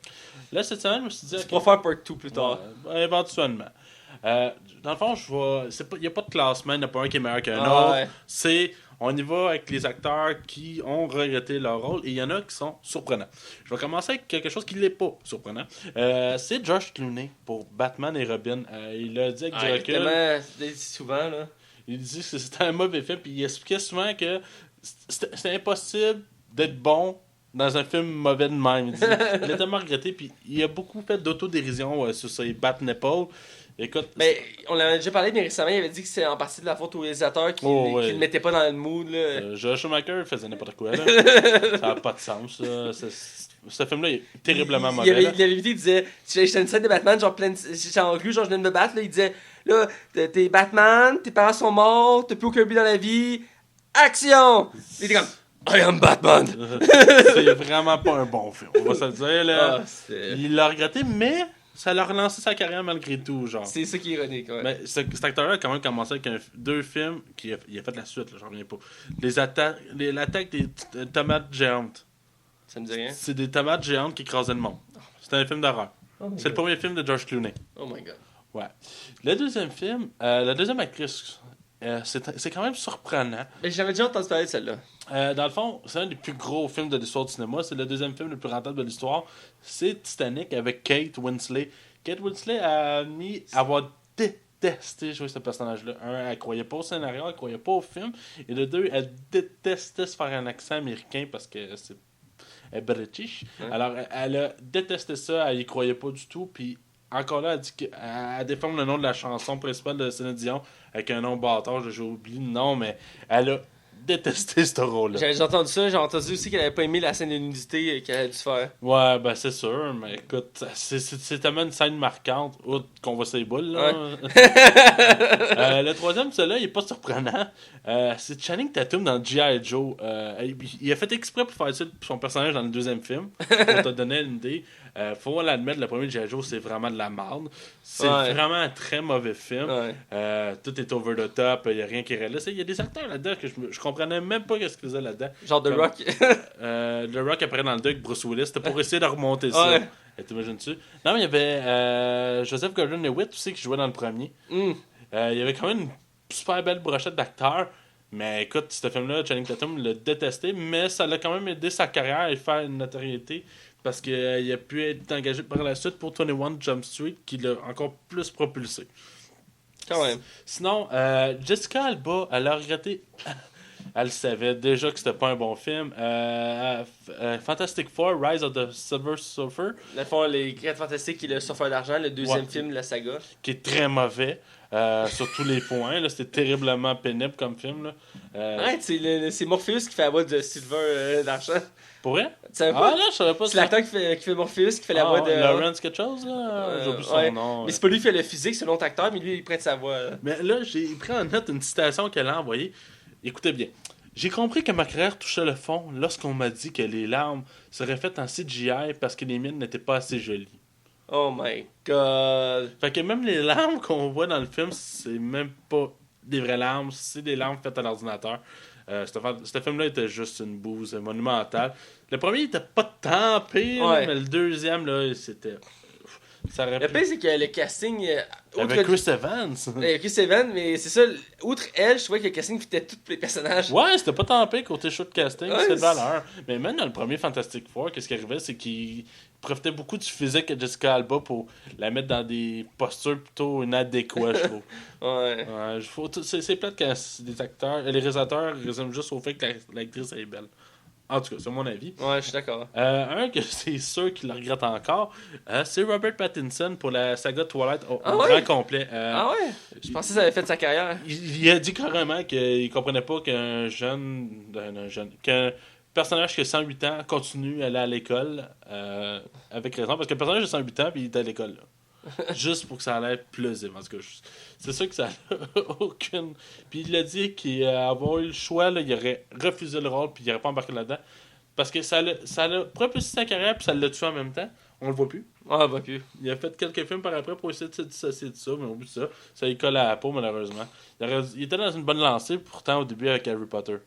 C'est vrai, non, mais c'est vrai. Ah ouais, C'est un vrai. très bon film, La Coupe de Feu, alors c'est de valeur. Ouais. Le prochain, c'était Ben Affleck avec Daredevil. On en avait déjà parlé, ouais. Ouais, c'est ça. Dans le fond, lui, ce qui est arrivé, c'est que tous les axes étaient alignés pour que ce soit bon. Le réalisateur, c'était quand même pas une sous-merde, le gars. Kevin Smith avait fait une bande dessinée juste un peu avant qui avait révolutionné l'univers de Daredevil. Fait que tous les angles étaient alignés pour vraiment que ça devienne un film qui aurait pu être très bon. Même si moi, j'apprécie malgré tout tous ses défauts. Ben Affleck regrette... En fait, ce qu'il regrette le plus, c'est le résultat que ça donnait à la fin. Il pensait que ça aurait été mieux que ça parce que lui, étant un fan de comic book à la base, il s'entendait nettement mieux que ça allait plus loin. Et ironiquement, Kevin Smith apparaît comme caméo dans le film. Ouais. Sinon, le prochain, puis je le comprends tellement, là, c'est Mark Wahlberg dans The Happening. Tu te rappelles-tu de The Happening? C'est quoi déjà? C'est Night Shyamalan qui avait réalisé ça. C'est l'histoire du monde qui... Dans le fond, le monde se suicidait pour aucune raison. Il y avait beaucoup de monde qui se suicidait d'un coup, puis la bande-annonce de départ était vraiment Ça prometteuse. dit vraiment quelque chose, ça. Puis dans le fond, ce qui arrivait, c'est que c'est les plantes qui sortaient un genre de toxine qui faisait que ça donnait des idées suicidaires à du Oh monde. my god. Il y a une scène que je me rappelle de ce film-là qui est épouvantable. Il est caché dans la maison, puis il se cache du vent. C'est que je Le film, à un moment donné, c'est ce qui arrive, c'est qu'ils vendent beaucoup, puis pour pas embarquer dans les toxines, ils se cachent dans la maison, puis ils sont comme « Oh non, on va survivre au vent! » Oh my god. Puis à un moment donné, Mark Wahlberg parle à une plante. Pour dire hey, « Pourquoi vous faites ça? » Oh mon dieu. Il dit, il dit écoute, j'ai repris une autre citation parce que je trouvais que ça méritait la peine. Ok, fuck it, putain d'armes, man. Les plantes, fuck it. On peut pas me blâmer d'essayer de jouer une preuve de science. Au moins, je jouais pas un flic ou un escroc. J'aime cette citation. La prochaine, je le trouve plus ou moins justifié, puis probablement que c'est ça qui avait aidé beaucoup sa carrière. Et parce que c'est un très bon film. C'est avec Catherine Hill, j'espère que je prononce bien son nom de famille, avec grossesse surprise avec Seth Rogen. Dans le fond, Seth Rogen avait une aventure avec cette femme-là le temps d'une soirée. Et le lendemain, la femme, dans le fond, un peu plus tard, la femme réalise qu'elle est enceinte de ce gars-là, mais ils se parlent pas, ils se connaissent pas. Puis finalement, ils décident, dans le fond, ça va être l'histoire de deux personnes qui vont s'apprendre à s'aimer, puis à se connaître, puis vivre avec le fait qu'il y a un enfant. Mais Catherine a considéré ce film-là, elle l'a pas aimé parce qu'elle l'a considéré sexiste et a montré que l'homme pouvait être un peu idiot, mais agréable, puis elle est une fille contrôlante, puis pas vivable. Mais tu sais, dans le fond, le personnage a été écrit ainsi. Ouais. Tu sais, c'est la personnalité du personnage, c'était comme ça. Puis elle a blâmé énormément le film par rapport à ça. Je trouve que c'est plus ou moins justifié. Mais écoute, là, elle a changé un peu son bateau de bord là, en disant que c'est correct, là, je l'accepte plus, là, mais on la voit plus non plus. Ouais, c'est vrai. Le dernier, je suis quand même un peu surpris vu que Jim Franco est du genre à se laisser aller dans ses choix de films, pareil, malgré tout. C'est le film Your Highness ou Votre Altesse, je pense en Ouais, français. Votre Altesse, ouais. Il a juste dit, ce film-là, ça sent pas bon, puis ça saute au nez. C'est comme, il a pas aimé le film, il savait déjà que c'était pas bon. Moi, j'avais pas de temps à détester, là. Je l'avais trouvé quand même relativement C'était correct, drôle, là. là. Mais tu sais, j'étais peut-être pas en état non plus de l'écouter à ce moment-là. Mais. Tes jeunes années. Mes jeunes années. Fait que, non, tu sais, il a pas aimé le film, puis pour lui, c'est la bête noire de sa filmographie. Ah là là. Fait que je vais faire un part 2 probablement dans 2 semaines. Si vous avez aimé ça, gênez-vous pas. Puis dans le fond, j'espère que ça vous a plu. C'est très intéressant. Écoute, j'ai appris quelques petites choses que j'ignorais. Très pertinent. Et c'est le moment de parler de notre film de cette semaine, que je rappelle, on va critiquer le film Présentateur Vedette 2, les légendes continuent, ou en anglais Anchorman 2. Yeah. Alors, sans plus attendre, on va du côté non-spoiler. Attention, la section qui suit ne contient aucun spoiler. Attention, la section qui suit ne contient aucun spoiler. Alors, vous êtes du côté non-spoiler, et cette semaine, on critique le film Anchorman 2, les présentateurs vedettes 2, la légende continue, avec le très... Charismatique Will Ferrell. Tu m'en avais le mot de la bouche. Et ces acteurs qui le suivent, Steve Carell, toujours très drôle, personnage marquant de cette saga. Paul Rudd, qui fait un personnage... Rudd? Ouais, Paul Rudd. Qui est très drôle dans ce film-là aussi. Il retravaille avec Adam McKay, qui est le réalisateur, qui avait travaillé ensemble pour Ant-Man. Oui, en effet. Aussi, le quatrième un peu moins connu, David Koechner. Ouais, mais moi, je sais pas ça comment se prend. Ouais, on le dit de même. Qui est, dans le fond, celui avec le chapeau de cowboy qui s'occupe des sports, qui est moins connu, mais qui est quand même très drôle lui aussi. Et l'actrice principale qui revient du premier film aussi, Christina Applegate, que tu trouvais chaude et sensuelle. Chaude et sensuelle, tabarouette, hein? Rien de moins. Rien de moins. Qui était une très belle actrice. Très belle actrice. Surtout pour son âge, là. Et ça, c'est sans compter tous les caméos que dans le film qu'on va repeindre tantôt, puis ça va faire comme des spoils. Donc, on va en parler au fur et à mesure de notre critique. Je pense que ce serait mieux comme ça. Mais un film de Will Ferrell, pas de caméo, c'est pas un film de Will Ferrell. Non, c'est ça. C'est la force. On dit tout de suite, ce film-là, c'est un film à la sauce Will Ferrell, comme le premier, mais encore plus déjanté. Pour ceux qui ne connaissent pas, dans le fond, c'est la suite du premier. On suit toujours le personnage de Will Ferrell qui est présenteur vedette avec sa femme. Ron Burgundy. Ron Burgundy. Je le mentionne. Est-ce que je le dis? Ron Burgundy. Résume le film, je vais aller chercher. Et sa femme. Et le film commence que... Burgundy, c'est ça. Et le film commence, et sa femme, c'est Veronica, qui est dans le fond une vraie journaliste qui a déjà existé. À la base, le premier, c'était basé sur une histoire vraie. Ouais. Et le deuxième, c'est inspiré. Inspiré, on s'entend. Et dans le fond, il perd sa job. Et là, il s'est salé un peu. Et finalement, Puis il est pas il est fâché parce que c'est sa femme. Ouais, c'est sa femme qui vole sa job. Puis dans le fond, il est très fâché que ce soit une femme. Ouais, qui prend sa place. Et là, finalement, il va se faire engager par une nouvelle chaîne de nouvelles à une autre ville, qui est une chaîne en continu. Là, il va décider de réunir son équipe après plusieurs mois. Mm-hmm. Et c'est là que l'humour recommence. Et dès le début, c'est très déjanté. Et on a la même saveur que le premier film. Des scènes vraiment absurdes. Plus over the top que le premier. Ouais, plus over the top. Toujours dans l'ambiance des années 70-80. C'est vraiment très bon. Puis il y a comme une critique américaine là-dedans aussi qui est très drôle. Il fait l'allusion sur le fait qu'il bat des femmes. Puis c'est normal, on est en Amérique. Ça m'a fait tellement rire. Ou à un moment donné, il risque des Québécois, là. Ah oui, Le propriétaire de la TV, il arrive puis il parle, puis il a un accent aigu québécois. Ouais, man, les soignants font comme est-ce qu'il le comprend? Il fait je sais pas, je pense qu'il est canadien.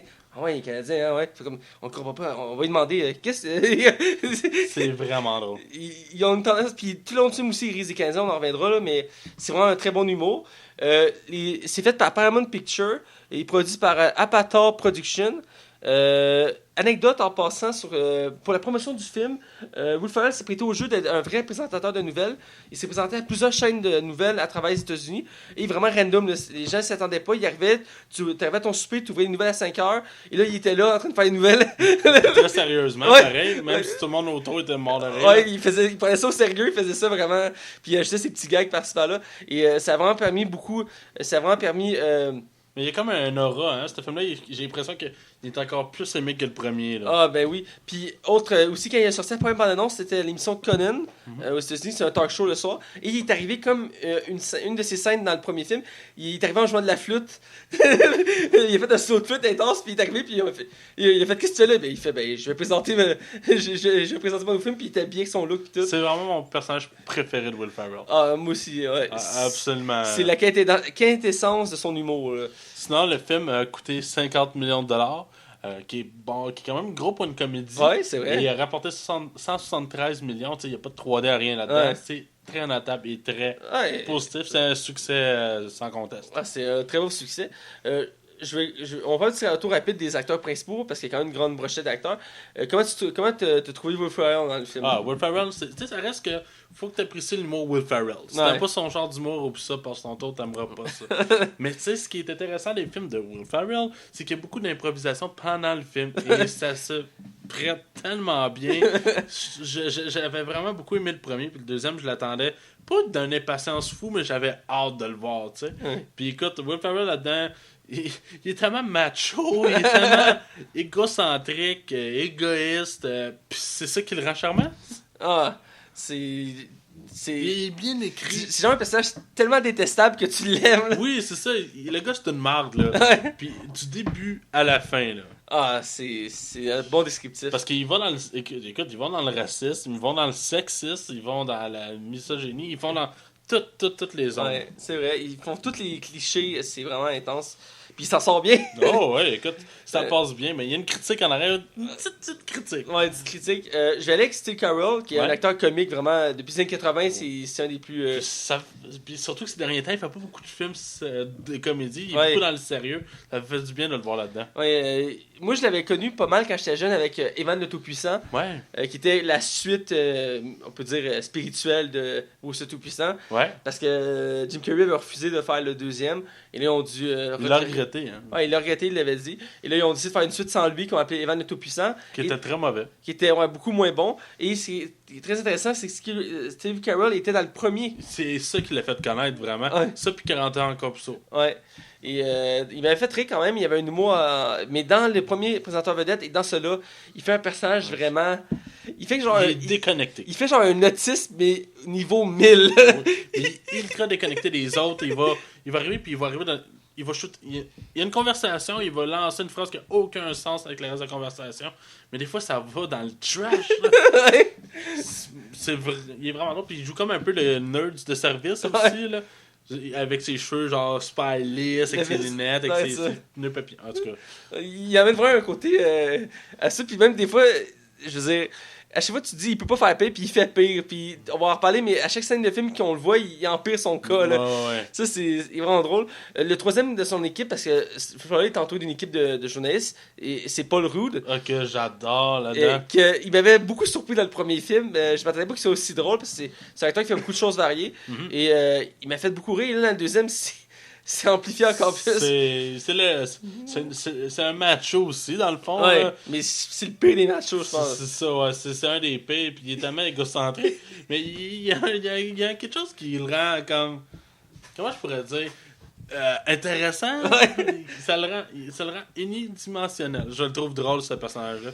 Moi, c'est le début quand on pense qu'il fait quelque chose, mais c'est pas vrai. Il prend des photos, puis ça a l'air plus sensuel. Mais en même temps, il est pas tant épais là-dedans. Il va souvent regarder comme Run, puis il fait... C'est normal ce qu'il dit, là. Voyons. Puis le dernier de l'équipe, qui est, comme je disais, le moins connu de la gang, David Kutcher. Kutcher, lui fait le genre le américain de Texas. Hello, Daily, welcome to the Texas. Hey, tu l'as bien. Qui, lui, c'est genre sport et sport. Ça, c'est le bonhomme qu'on voit dans tous les films de Will Ferrell, qui a un petit peu crush, puis qui est comme Hello, boy. Ouais. C'est... Moi, j'aime parce que c'est lui qui a le côté brut de la gang. C'est genre le plus.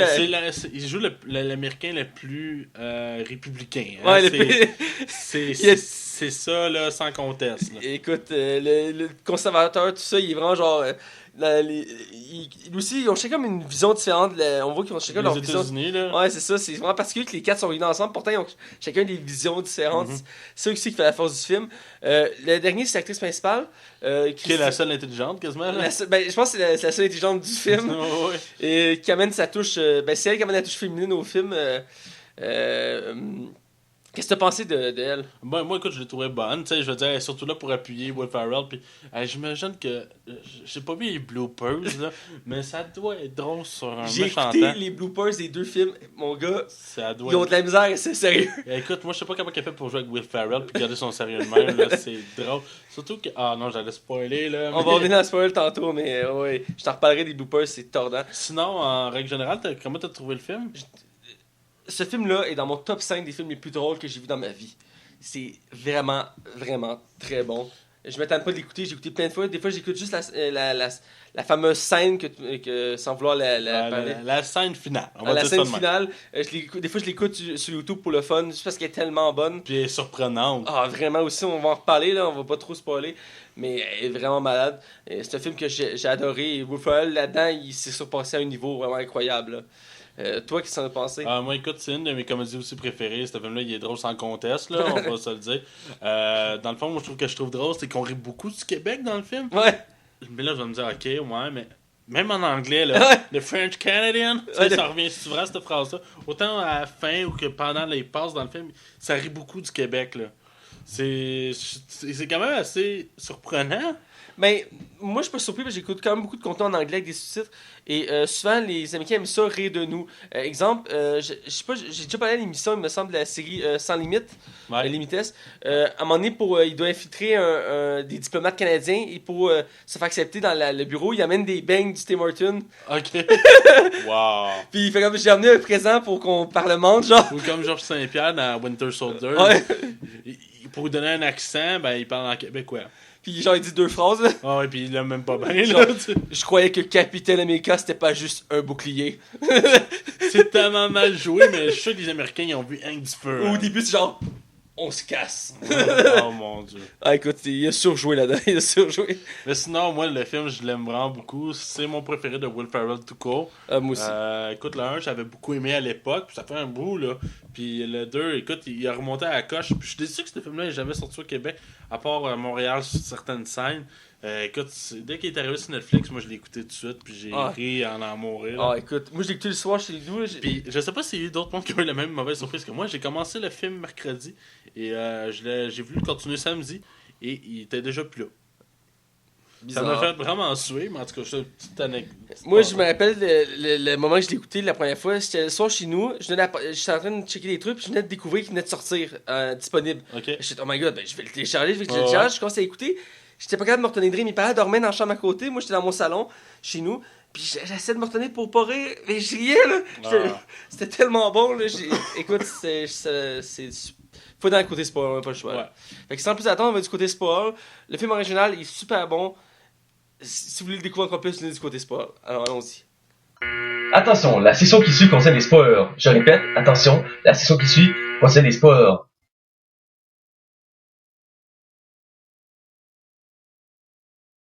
Alors, vous êtes du côté spoil. Ici, on va parler de tout ce qu'on a aimé du film. Parce que je pense qu'on n'a rien détesté du film. Ben, tu sais, c'est pas un chef-d'œuvre sans conteste, mais c'est loin d'être un mauvais film, là. Ah, c'est vraiment bon. Je pense que je vais me lancer avec le début. Ouais, vas-y. Dès le début du film, on met la base pour comme on accroche puis on écoute le film complet. Le film commence, on suit les personnages qui nous ont laissés dans le premier film. Will Ferrell et sa femme, jouée par Christina Applegate. Et là, ils font des nouvelles. Et là, encore, dès le début, on voit son humour déglingué. Il suit pas le bruteur, il dit des commentaires, il fait plein de bruit, tout ça. Et rapidement, on croise un des nouveaux personnages qui est leur boss. Ouais. Joué par un grand acteur du cinéma qui est Harrison Ford. Ouais. T'es comme, voyons, Harrison Ford, il est genre là, puis il fait genre. Puis il dit, j'ai une promotion à vous donner. Je voulais la donner à la meilleure personne parce que je prends ma retraite. Fait que, puis il dit, j'ai choisi toi. Puis là, il pointe la femme de Will Ferrell, puis Will Ferrell comme, non! Il est comme full, il est pas content. Puis là, il finit, il lâche il passe sa job, tout ça, puis il tombe en débauche, puis pendant plusieurs mois. Puis là, finalement, quelqu'un vient le chercher, puis il demande qu'il a besoin de lui pour une nouvelle chaîne de nouvelles. Puis il dit, j'ai une condition, je veux prendre ma même équipe que j'avais avant. Puis il dit, ok, parfait. Fait que là, il part chercher son équipe. Puis là, c'est là qu'on retrouve les anciens personnages. Mais vraiment, ils sont partis en flying. Ils ont tous eu comme un avenir comme improbable, là. Ouais, c'est ça. C'est... Veux-tu en parler? Ben écoute, je sais pas... Je vais te suivre dans le fond. Ben, je sais plus dans quel ordre qu'ils ont fait, mais je vais aller dans l'ordre que je me souviens. Je pense que le premier qu'il va voir, c'est lui joué par Paul Rudd. Tout ce qu'on voit, c'est qu'il est rendu photographe, puis ça a l'air sensuel. Là, t'es comme, qu'est-ce qu'il fait? Là, ça dézoome, puis tu vois qu'il prend des photos de chat. pense que juste après, il dit ouais, je prends des photos de chat maintenant. Ouais, il prend des photos de chat. Oh, tu prends des photos de chat? Oui. Non, j'ai pas en tout ça, là. Ouais, c'est full leur contexte, là, c'est très drôle. Après, il va voir son ami qui est rendu son ami texan, là, qui est joué par David, qui lui est rendu qu'un fast-food de poulet, mais c'est des chauves-souris panées. C'est vrai. C'est des chauves-souris panées. Il dit on peut pas faire d'argent si tu vends du poulet, faut que tu vendes des chauves-souris. Oh mon dieu, c'est vrai, j'avais oublié cette scène-là. Puis comme, c'est bien dégueulasse, mais comme, c'est vraiment dégueu. Ça, dès le début, moi, ça me fait rire. Puis le dernier, Steve Carell, il dit, là, il dit, il est rendu où? Il dit, tu savais pas? Il est mort. Il fait, hein? Il est mort. Puis là, ils vont à ce funérailles, ils font comme, ben voyons, peut-être t'as tous les plein d'acteurs du premier qui sont là en vaisseau cravate, full en deuil.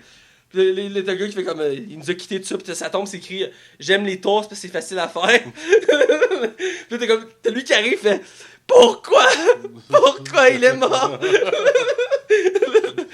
Mais le personnage de Steve Carell, il fait tout le temps ça, là. Sans compter. Moi, je pense que la scène qui m'a marqué vraiment le plus du film, là, si tu me permets, Ouais. c'est dans le VR. Ah oui. J'ai un pilote automatique. Ok, mais tu comptes pas? Oh non, j'ai le cruise control. Dans le fond, la petite roulette, elle dérape, elle ramasse un char, elle fait des tonneaux, mais au même moment, il a mis une friteuse dans son VR. Il y a une boule de bowling, des scorpions. Oh, des scorpions! Puis c'est super bien fait en plus pour vrai. Puis c'est comme tu vois la roulotte qui fait comme des tonneaux. Puis tu vois tout au ralenti la boule de bowling qui rentre dans la face. Des scorpions qui pincent entre les deux jambes. Les deux jambes. L'huile la friture qui en dans la face du Texan. Dude, c'est tellement drôle. Mais c'est vrai que dans chaque séquence qu'on va ralentir, Steve Carell, il est toujours souriant, correct. Ouais, lui, il a du fun, là. Il est comme, c'est une des scènes qui montre le genre d'humour que le film. Ben, que le film porte tout le temps, en fait, là. Ben oui. C'est de même tout le long, puis écoute. Sinon, la scène que Will Ferrell est aveugle. Ouais! Qu'il l'est pas vraiment. Tout le monde dit non, t'es pas aveugle. Oui, je suis aveugle. Puis ça va dans un phare. C'est ça dans un phare. Les amis viennent de voir. Ça avait plus de sens. Puis je pense, c'est quel animal qui adopte? Il adopte. C'est genre. C'est quoi déjà? C'est un morse. Je sais plus, mais c'est pas quelqu'un dans le jeu. Ouais, puis il est mort, puis il le met dans l'eau. Vas-y, vas-y. Moi, c'est quand il vient de le voir, ses amis, puis il dit là, ça n'a pas de sens, faut que tu reviennes. Il dit non, il dit tu comprends pas, je suis aveugle. Un matin, j'ai bu une bouteille de ketchup au complet en pensant que c'était mon verre de jus d'orange. Puis ils vont, ben, t'as remarqué que c'est du ketchup? Je vais voir, goûter. Ben, je te rappelle, je suis aveugle.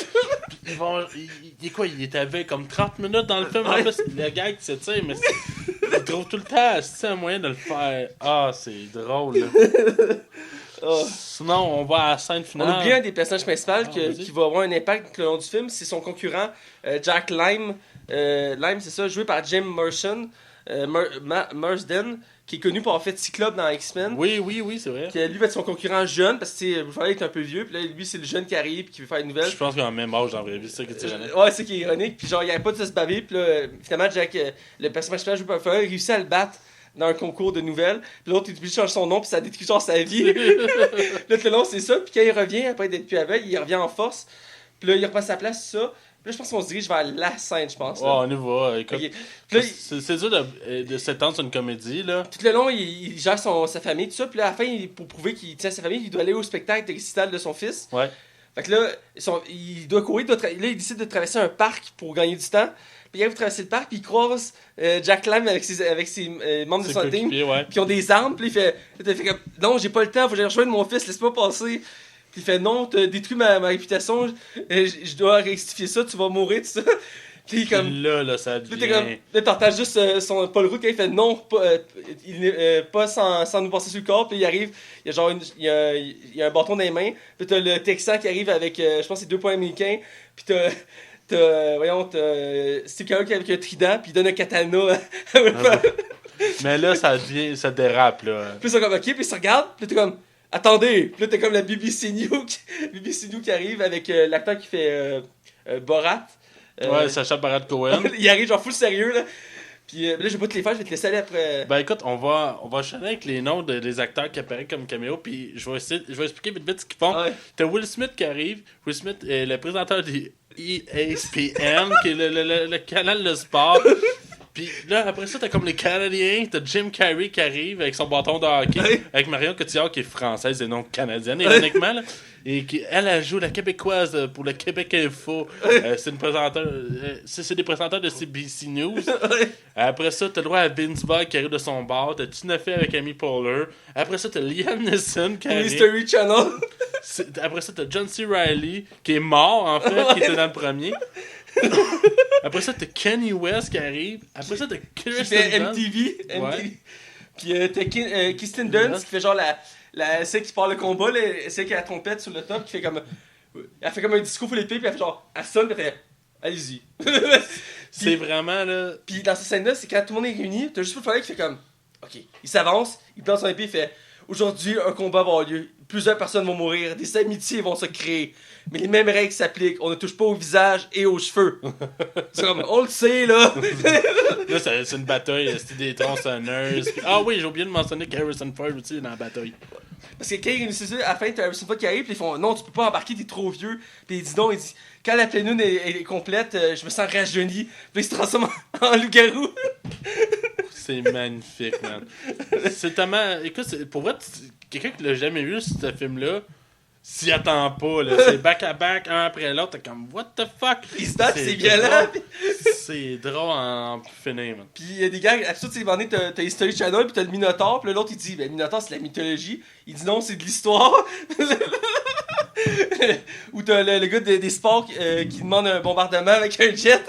Wow. Chaque séquence de ce combat-là, c'est merveilleux. C'est culte, là. T'as aussi dans ce combat-là, à un moment donné, c'est tout le long du film, t'as le nouveau chum à sa femme, qui est Gary, qui est un psychologue. Puis là, il dit arrête, tu lis dans mes pensées, parce qu'il esquive ses coups de poing. Puis à la fin, il est censé manger une hache de l'animateur de BBC News. Puis l'autre, il l'arrête avec ses pensées, qui est joué par Greg Kinnear. Et il dit t'avais raison, j'ai des pouvoirs, j'ai vu dans l'avenir, j'ai vu que t'étais un homme bon. Puis là, il essaie de battre ça, puis il s'enfuit. Ah oui! Une des scènes les plus épiques dans ce combat-là, c'est avec Steve Carell. Parce que la scène du début, il y a son trident. Puis là, ça change de séquence, puis il revient, puis il y a un gun. Puis ils font hey, mais c'est quoi que t'as? Il dit j'ai un gun du futur. Il dit tu l'as eu où? Puis il fait juste sourire. Il sait pas pantoute. Puis là, à un moment donné, t'as genre MTV qui tire avec des arbalètes. Puis là, lui, il sort son gun, puis il fait exploser le bâtiment. Cette scène-là, c'est vraiment, il faut la voir pour la comprendre. C'est la meilleure scène du film, là, sans conteste. Là. Puis là, il finit par partir, il traverse la rue, et là, il se fait interférer encore par Jack Lime. Puis là, t'as juste des motos qui arrivent au loin, qui sautent par-dessus des chars. Puis t'as Vince Vaughn qui enlève son casque, c'est le personnage du 1 qui était là, qui était le rival dans le premier. Puis il dit là, on se protège tous ensemble, vu qu'on vient de la même ville, tu sais. Puis là, ils mettent l'essence à tête, ils disent tu laisses pas partir, je nous clame toutes. Puis il dit ok, c'est bon, là, allez-y. Puis tout ce qu'il fait, hey, il faut fêter ça. Puis il sort un truc de pétard, là. Puis le tourne explose. Puis en parallèle, t'as son fils qui joue du piano. Puis c'est absurde parce qu'il joue genre une toune. Une des tunes les plus difficiles au piano, puis lui il joue comme ça, c'est un enfant genre de 5 ans. C'est juste pour montrer l'absurdité, puis à la fin t'as Will Ferrell qui le rejoint, puis t'as genre la ending qui s'ensuit du film. Mais ce film-là, c'est démentiel du début à la fin, là, je veux dire, on n'arrête pas une seconde de rire. Peut-être qu'on l'a un peu mal expliqué à la scène de combat, mais est à voir vraiment, là. Tous les caméos, parce qu'il y avait une scène. Il est disponible sur YouTube si vous êtes curieux, là. Il y avait une scène dans le premier film. Je me rappelle plus. Elle fait longtemps le premier film. Le premier film il était beaucoup moins intense, mais il était intéressant parce qu'il y a des acteurs j'aurais voulu voir dans le deuxième, dans le sens que il y avait deux acteurs comiques qui n'ont pas répété dans le deuxième, qui étaient Ben Stiller et Jack Black, qui étaient là dans le premier. Ah ouais, ils faisaient chacun deux caméos. Jack Black, dans le milieu du film, à un moment donné, Will Ferrell il accroche un moteur. Et là, le moteur il est en crise, il débarque de sa moto, puis il vient le gosser. Là, Will Ferrell il sort, puis le moteur c'est Jack Black, puis il pogne le chien de Will Ferrell, puis il le botte dans la rivière. Wow! Puis là, il est comme non! Puis l'autre scène, c'est quand ils se battent dans la ruelle, parce qu'il y a une petite bagarre comme dans ce film-là, mais beaucoup moins intense. T'as chaque nouvelle de la ville qui arrive, puis la dernière, c'est les nouvelles espagnoles. Puis c'est Ben Stiller qui arrive avec les cheveux longs, puis une moustache, puis un fouet. Puis il fait le présentateur espagnol. C'est son caméo dans. C'est deux caméos vraiment, c'est deux acteurs très drôles que j'aurais voulu qu'ils reviennent. Peut-être pas les mêmes personnages, mais je veux dire. Il manquait ça pour compléter l'ensemble des acteurs comiques. Tu les avais toutes là-dedans. Là. Et c'est vraiment malade. La scène de combat, c'est culte. Là, je veux dire. Je vois les images en tête. La séquence est magnifique. Là. Donc je pense on était vraiment dans tout ce qui était important du film. On a skippé quelques événements qui se déroulent au début du film, qui sont là pour mettre la prémisse dans le sens que quand il évolue dans la nouvelle chaîne de nouvelles. On parlait des gags. Je vais juste revenir sur l'humour canadien. Ils font référence à 3 endroits. Quand ils sont engagés dans cette nouvelle compagnie de nouvelles, le propriétaire c'est un Québécois dans la version québécoise. En anglais, je pense que c'est un français. C'est un French canadien. Un French canadien, mais en version québécoise, c'est un Québécois. Puis il y a une voix aiguë, puis un accent québécois.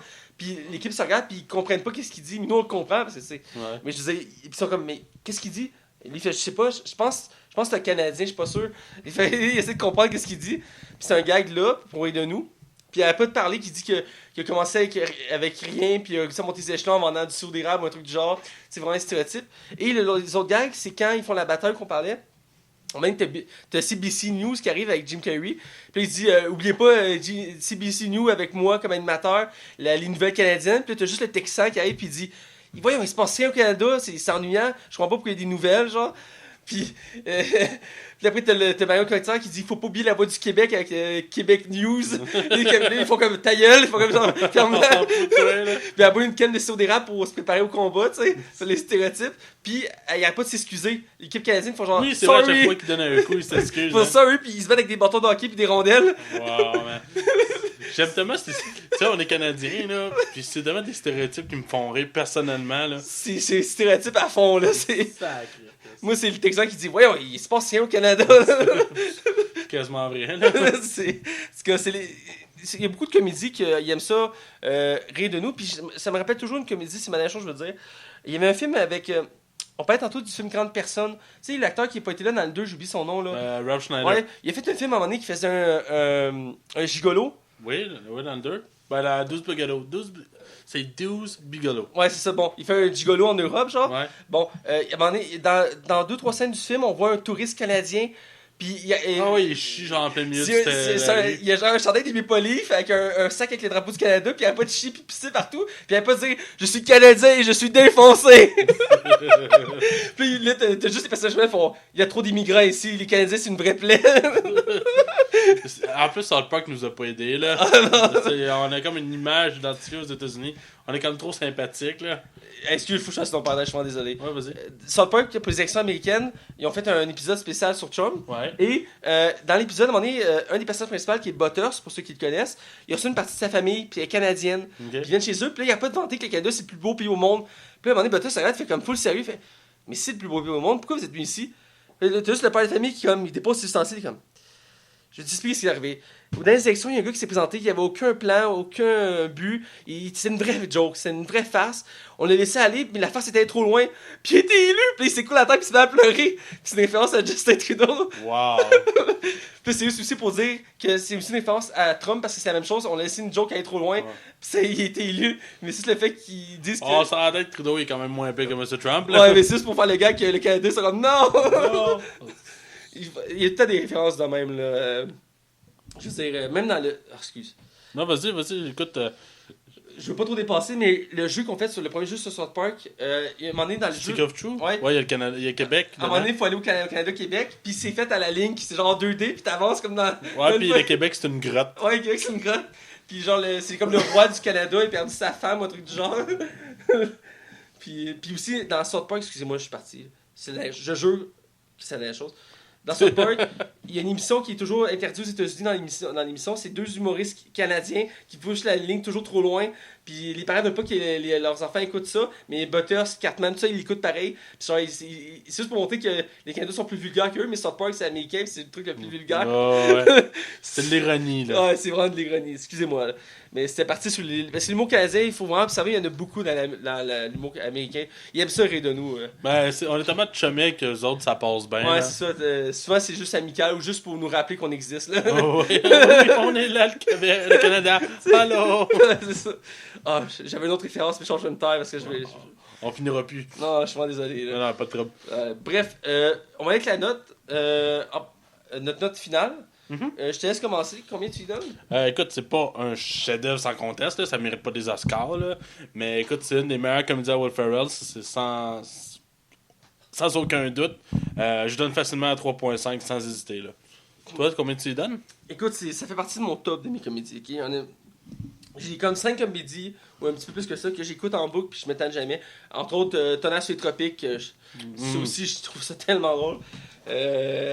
Et ce genre de film-là, c'est des genres de films que l'humour est toujours bon. Je veux dire, tu peux l'écouter plusieurs fois, tu vas autant rire, c'est ça que j'aime.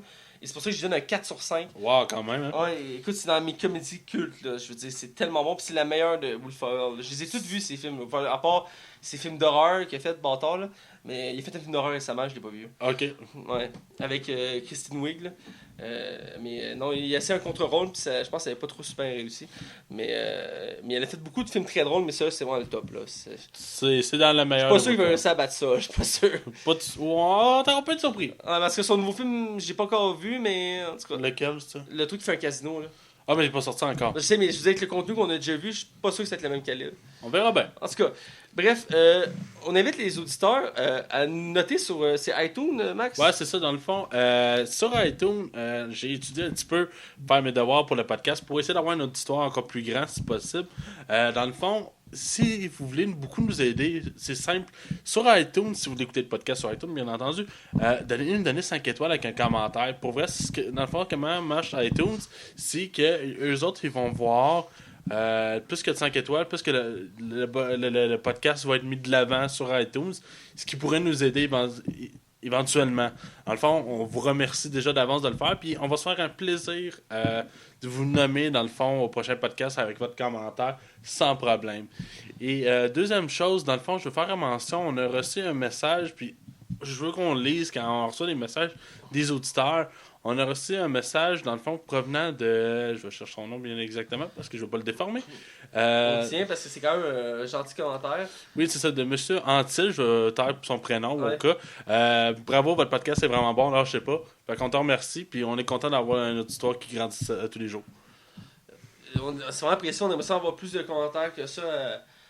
Mais on commence à avoir de plus en plus de vos nouvelles et on aime ça parce que ça Ça nous motive. Ça nous motive, puis on est conscient que vous nous écoutez, c'est que vous aimez notre contenu. Moi aussi, j'ai un commentaire à dire. J'ai un de mes amis qui a écouté le podcast la semaine passée et j'ai fait une erreur qui est quand même notable que je voudrais corriger.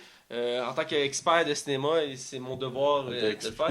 J'avais dit que le premier Goon était produit par... Jibba Richard. Exactement, et non, il avait juste fait le scénario. C'était mon erreur, et j'étais même ostinné là-dessus l'émission passée, et je tiens à m'en excuser, et je tiens à faire le message à mon ami que j'ai pris ça en compte, et de faire attention les prochaines fois de bien donner l'information. Alors, je te salue, Samuel Chardonnay. Sinon, où c'est qu'on peut te suivre, Mathieu? On peut me suivre sur mon Facebook, Mathieu avec vous. On peut me suivre sur la Ligue des Cinévores sur Facebook, Twitter, iTunes, RZO, Balado Québec, YouTube. Et Digipod. Ouais, exactement. Je pense que je les ai toutes dit. On est quand même pas mal partout maintenant.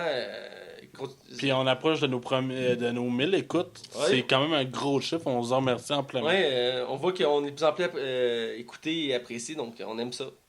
Fait que, Toi? moi, on peut me suivre sur Max Tarion sur Facebook ou @Max Tarion sur Twitter. Oubliez pas Tinder. Oh, ouais. Toi, tu m'aides pas, là. Je sais, je te dis ça, on va voir ça plus tard. Et là-dessus, on vous dit à la semaine prochaine et restez à l'afflux. All right.